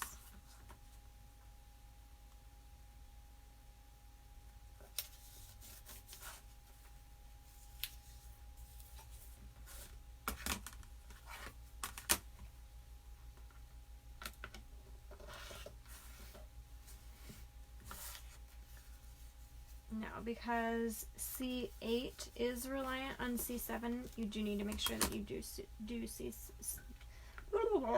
sew C7 before you sew C8.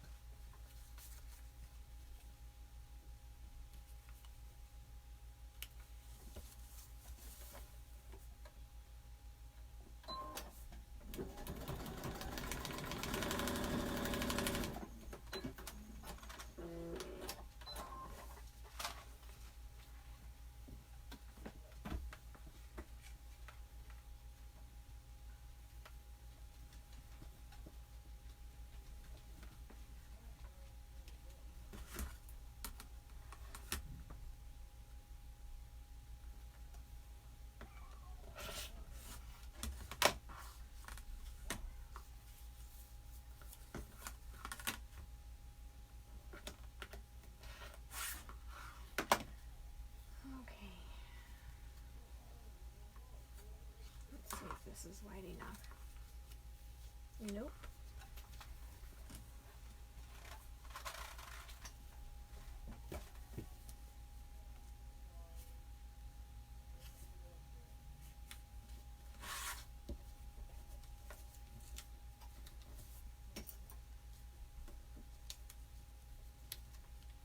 So if you allow the fabric to fall down in front of you, then, and you're using a larger piece of fabric, then you're kind of using gravity to your advantage, and then you don't hopefully get it caught underneath.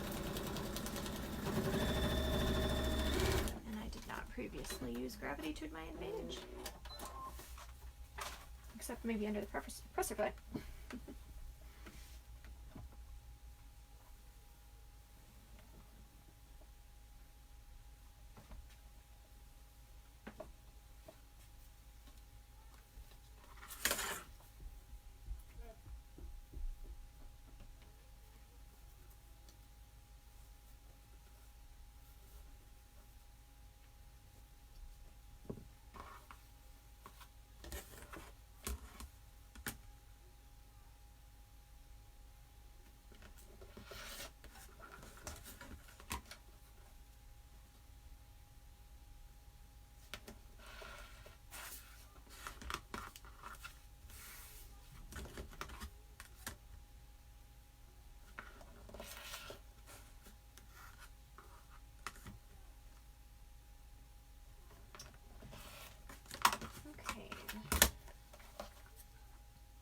So I just need to go back and I need to glue a bit of fabric down for E and I, and I'm done with these scraps.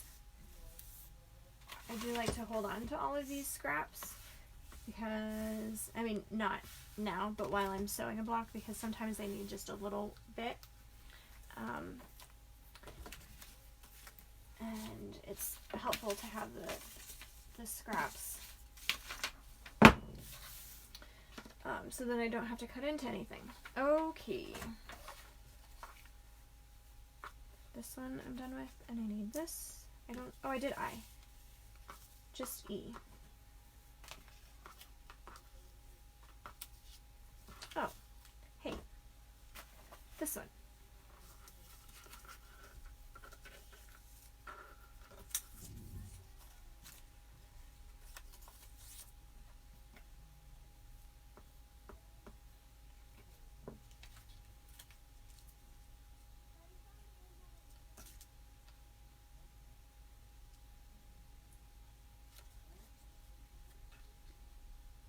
I think that's probably 6 of one and a half dozen of the other.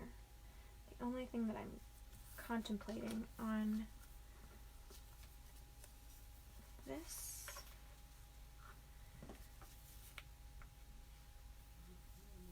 I think that'll be fine. So I was just thinking through how it is going to come together with the H block. Again, I don't want to have, you know, pieces that are going in this direction and then have something butt up and have it be completely different. I want it to be kind of natural looking. That's kind of one of the challenges with using a semi-directional fabric, but I think it'll come together. And, you know, like I said at the very beginning, I try to not set out to create a masterpiece. I feel like it is too much pressure for me. I want to just have fun and enjoy the creative process and just explore fabric. I honestly sew so that I have some quiet alone time, some quiet time. I put on YouTube or I listen to music. I generally just try to check out and just have some nice relaxing time. One thing that you can do is you could flip all of your pieces over to see how they would match up, but I think for the most part there's enough going on. You can see that this kind of goes down and this goes over. There's enough going on with this fabric. I'm not going to worry too much about it.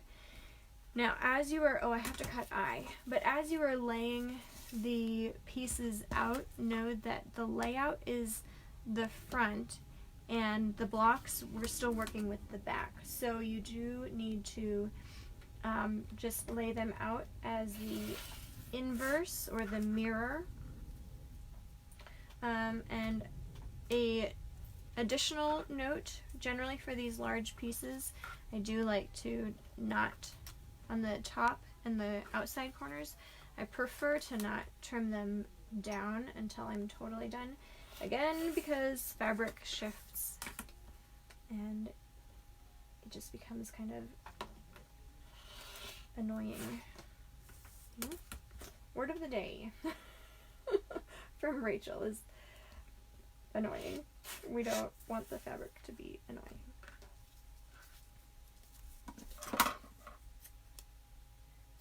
So generally with the larger blocks, what I do is I trim all of these inside pieces so I can see where the registration points are, and I use a light box to see where everything is. But for this video, I'm not going to do that. I am going to get my quilting gloves out though, at least one, so that I can hold on to it. Alright, so it's nice to have the layout blocks so we know where we're going, what we're doing. So my C is right here on the left, so I need to put that on the right, and then F goes right next to it on the opposite side. H is going to go here. G will go here.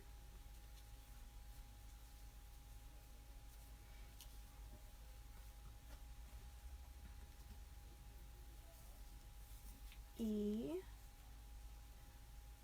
should go over here somewhere. We'll finesse these all together. I did not print out my piecing instructions. That's okay.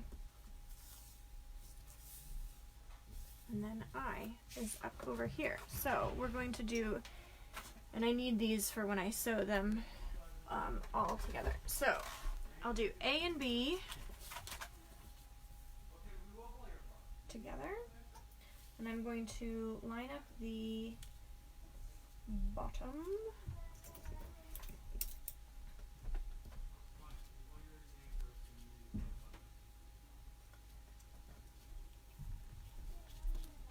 And I'm going to check the inside here because there's going to be a lot going on, and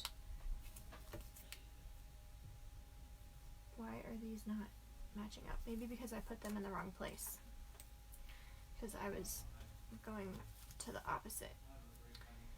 B on the inside and A on the outside. There we go. I did this with the tent rocks. I did the same thing. I sewed that darn block several times. I still don't think I've gotten the video out for it. Oh my goodness. Okay, so it's always good to check your seams to make sure that they are matching up where they are supposed to match up, so then you don't have to rip out your block, because that is annoying. So I just put my finger where the seams are supposed to match up, and then I just look to see if things are where they are supposed to be, and they are. And I'm sewing from edge to edge on this one, right along the solid line.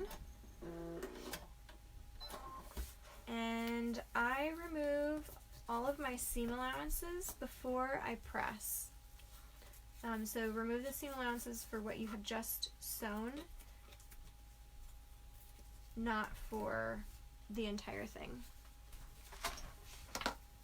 It makes it flatter if you do this. And then I prefer to press my seams open if the fabric is wanting to be pressed open. Sometimes it can be a little bit of a stinker and it doesn't want to. And then this is where my branch clapper comes into play. Again, it just makes it really nice. So I'm going to do F and D. Again, make sure that you line up the, I think that might be good.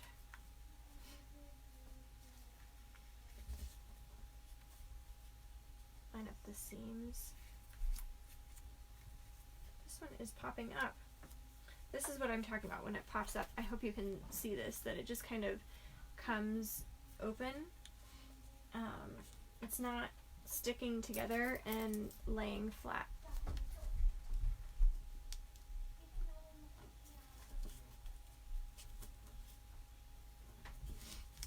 I did not check the top to see if it was straight across. Hey, no hide and seek down here, please. Okay.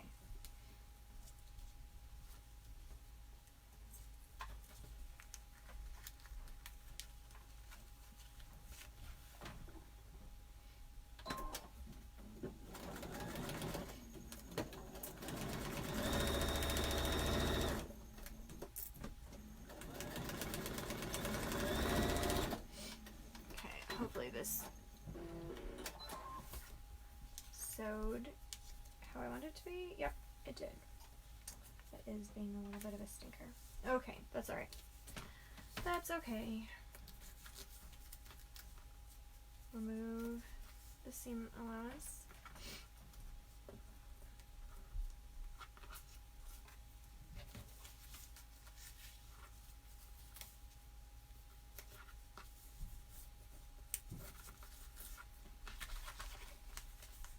And I think with this one, I'm going to have it just press in one direction.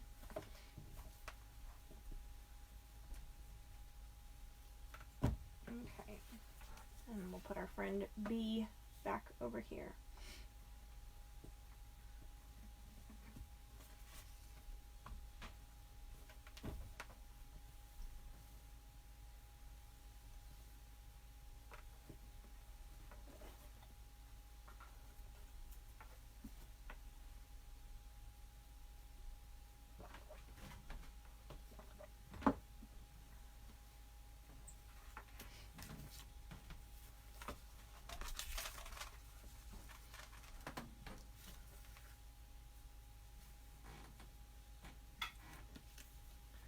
I'm going to sew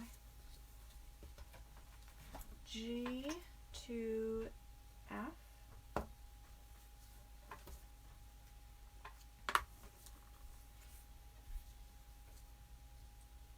One of the biggest advantages to pressing your seams open, I don't think I said this, is that the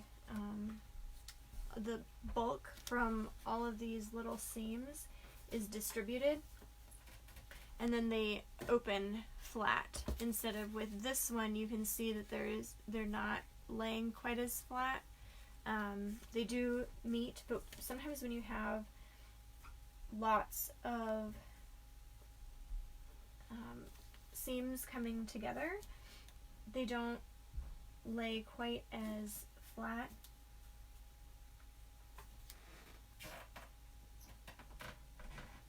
And it can look like your seams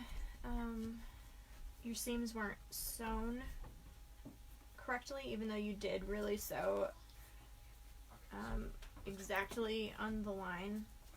If you press them open, it generally helps distribute all of that bulk.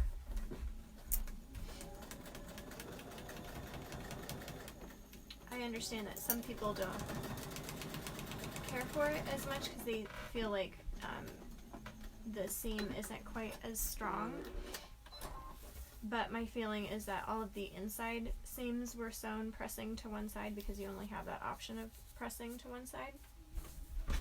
This is off by just a little bit, but it's okay.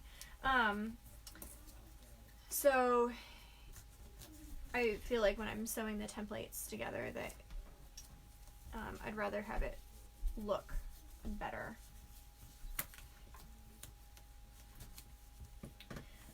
One thing that I do here is when I have these little pieces, like I have here with F2, hopefully that's in the middle. No, go over.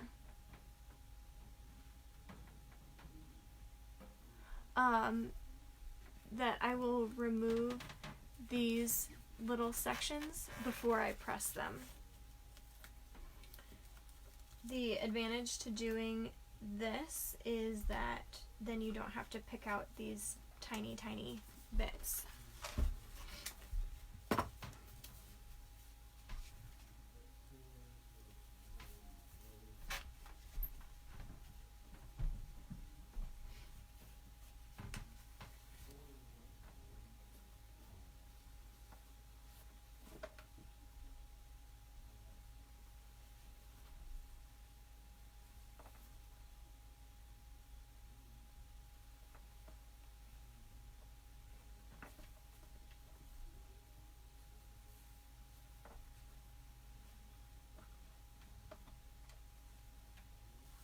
I think I'm digging these colors.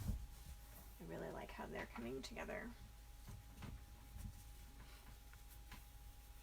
Especially with that background. I think I'm going to make a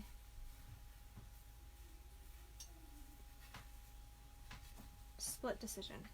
I'm going to press these other ones open because I won't have an opportunity to do that later. And I'm just thinking through that I think I do want these to lay a little bit flatter than they currently are.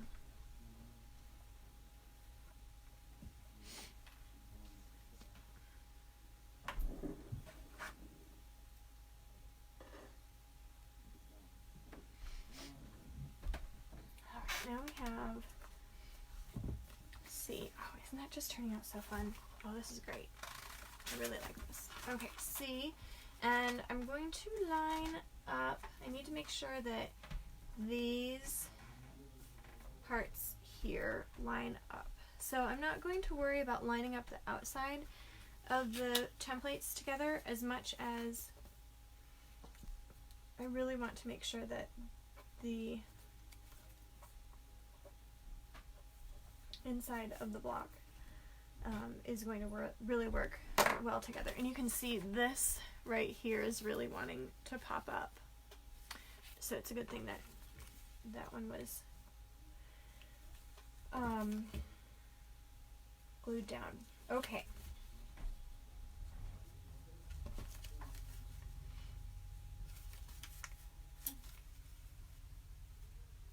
If you have a question that about any of this, or a question about something that you have kind of encountered in your sewing and you would like some tips, please let me know and I would be happy to tell you what I would do. This is a little bit funny because I didn't quite get the piece exactly where it needed to be, and that's okay.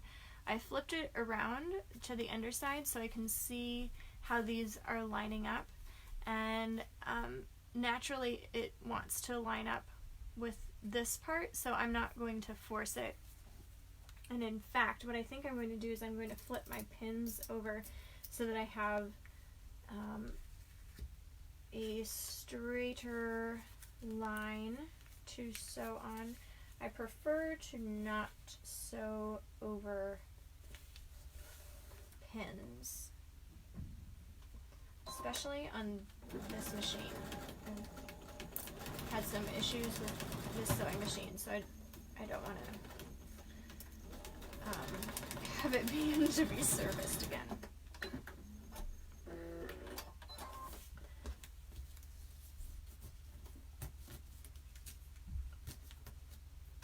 And I don't like breaking needles, so I like to press or put my pins far enough back that I won't have to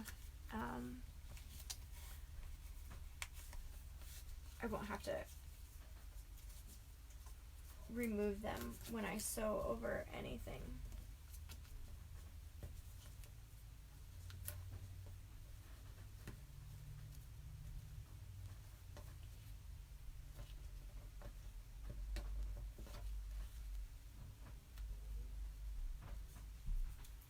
Oh, I need a power cord. Walk with me while I holler at my children for a power cord. Otherwise, I will not be able to see what anybody is saying.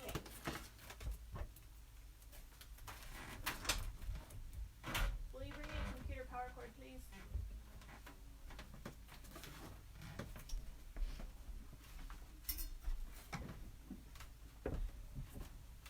This is real life over here, friends.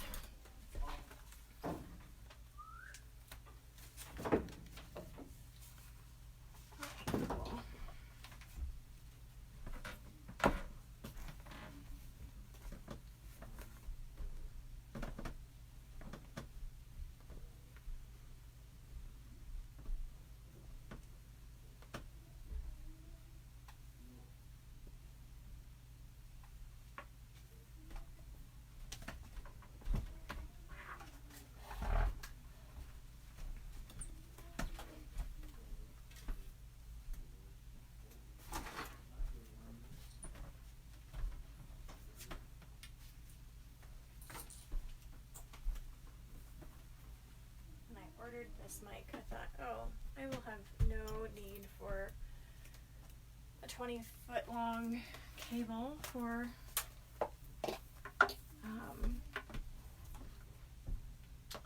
a microphone. Turns out, who knew? Who knew? All right.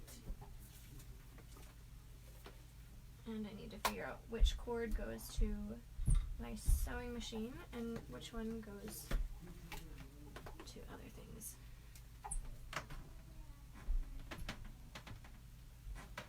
Okay, there we go.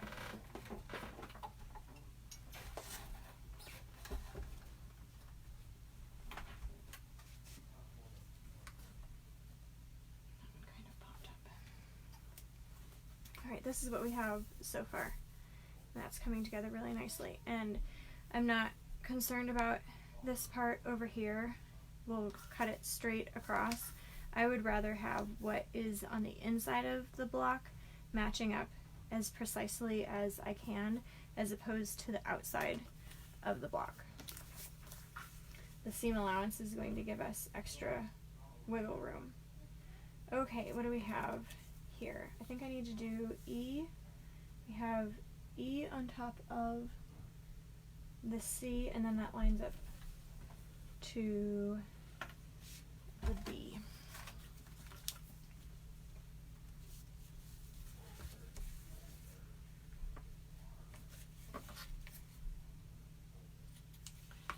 And with this one, I want to make sure that the outside is going to, I'm going to have a straight seam across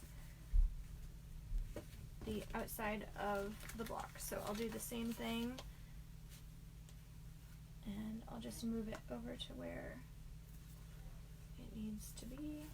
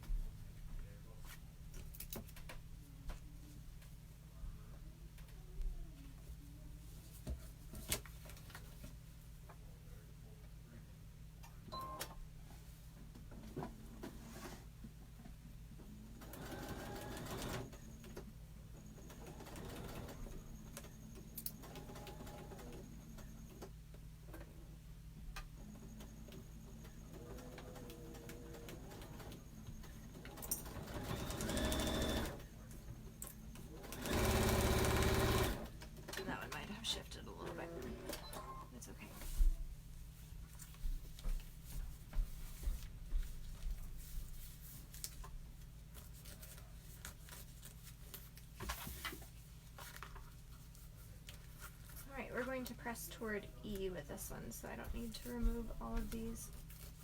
Actually, I do. I need to take care of this little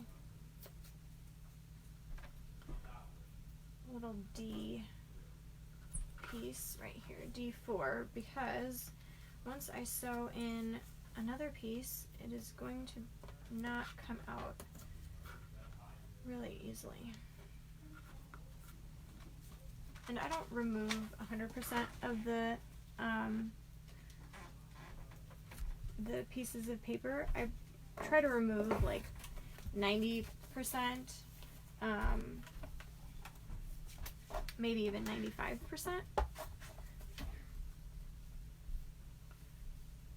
But I'm not, I feel like it'll come out when it's washed.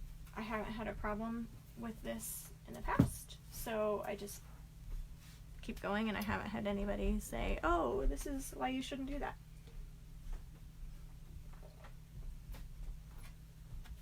So I just keep doing the same thing. I just keep on keeping on. Okay, so make sure that your seams, I'm going to switch. Do I want to switch? Because these seams could nest, and then I press it open. I might. Which means, sadly, this little piece needs to come out.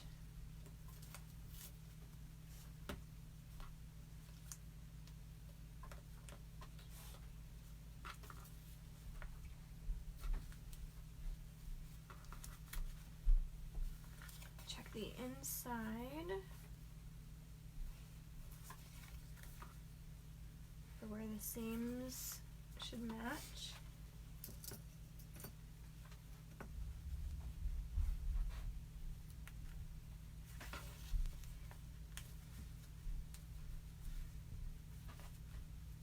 Maybe that wasn't the best move, removing that little bit, but I think it'll be okay. Actually, what I'm going to do, since I have that one, I'm going to flip this over.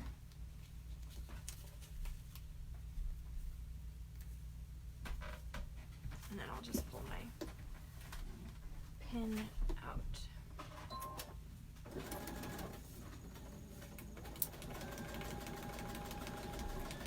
Slow down when you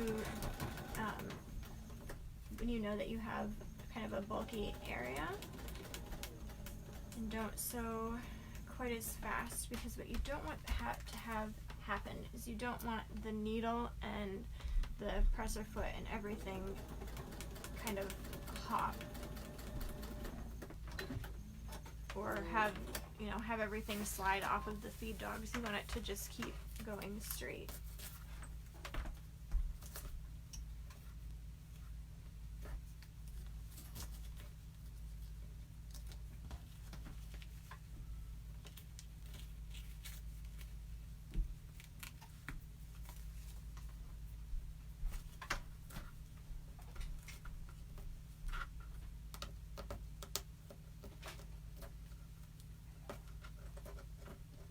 I didn't even check my seams. Hopefully. Yep, they look great. And this one is wanting to go to one side. Let's see, gosh, there's a lot.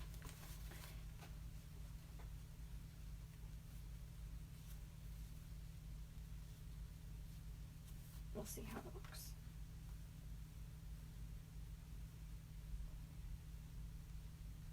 That part should be okay.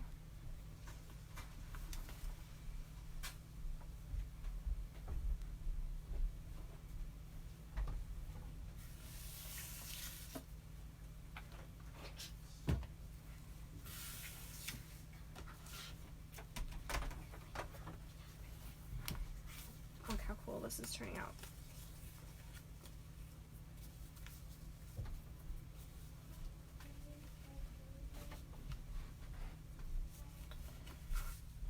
This one doesn't matter as much, so I'm going to line up the outside so that I get as much of a straight line as I can.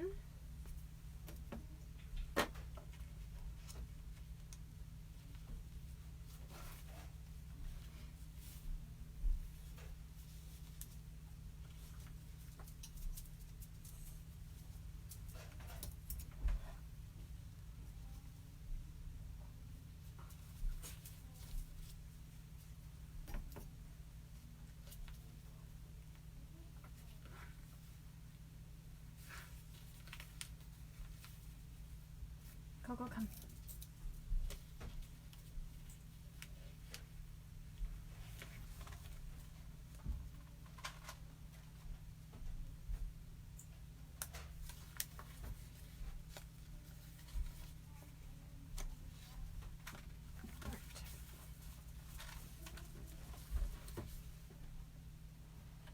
I'm so glad that you have joined me today.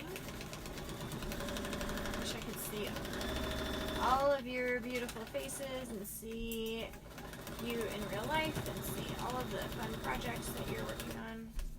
But it's kind of fun to, oh, see, this is what I should have done.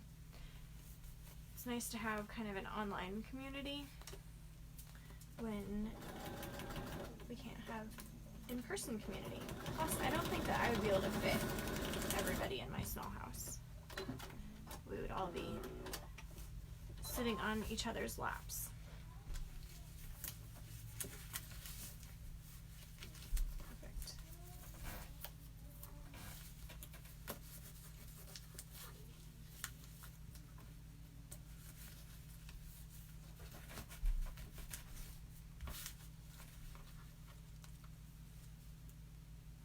And here you might be able to see that this is where it comes in handy to have removed those little pieces that they just become kind of trapped, and then sometimes you have to use tweezers to get them out, and that's not fun either.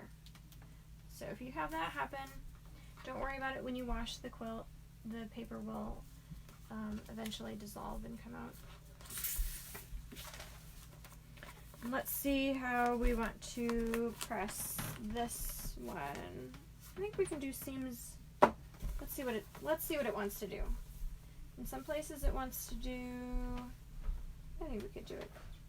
Let's try it open. Let's try it. Well, some of us are wanting to go in one direction.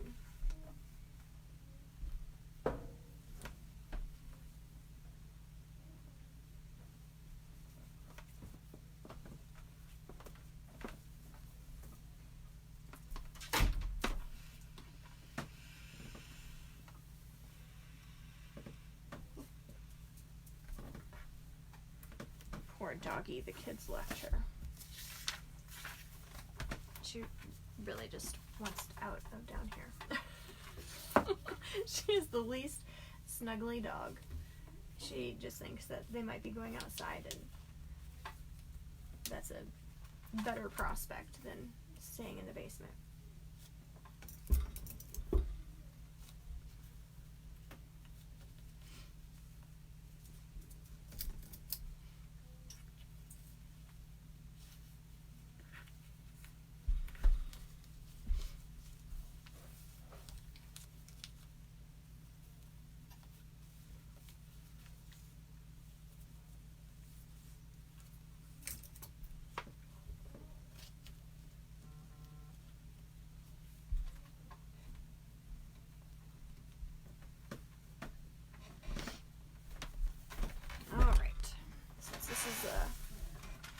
Long piece of paper, you might find it easier to using something that has a little bit of a grippy on them, so then it doesn't shift. And I do this when I sew my blocks together. If I have paper, I prefer to remove all of the paper before I sew all of the blocks, but you know, because I just don't follow rules for absolutely everything. Oh, isn't that beautiful? Look at when I sew, if I leave the papers together, I find that it's easier to grip with the quilting gloves.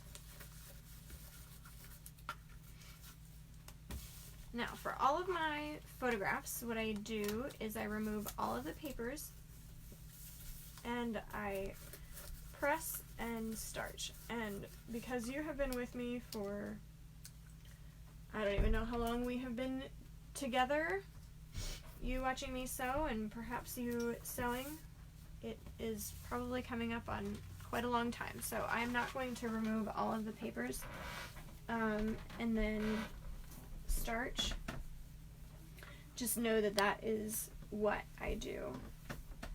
It helps the block to lay much flatter and the seams to lay flatter. And I'm going to let that cool for just a second so that I can pick it up and you can see it more closely. But I'm so glad that you have joined me today. I hope this is kind of helped you get your mind off of things. The gals in my quilt along group have said that it's been just the thing to get their mind off of current events and kind of help them refocus and bring them some peace. And so I hope that the last couple hours that we have been sewing together has just been really peaceful and enjoyable for you. And if you feel like you need to have a little bit of extra peace, go ahead and get the pattern, print it out, and then you can rewatch the video and I can sew it all over with you. And here we go. I wonder if I can go a little bit closer so then you can see it. I think this just turned out really, really fun. I hope you love it. I put a link to the monthly subscription. It's the best deal. You'll get 3 patterns for $10, and this is one of them. And then next week we will be sewing the humpback whale. Where did he go? He's so cute. This is in English paper piecing. But we'll be sewing this block together next week, probably Friday. I have to look at my schedule to see what is going on, but this is going to be a really, really fun one as well. He's just so cute. So thank you so much for joining me, and I will see you in next week's video. Bye-bye.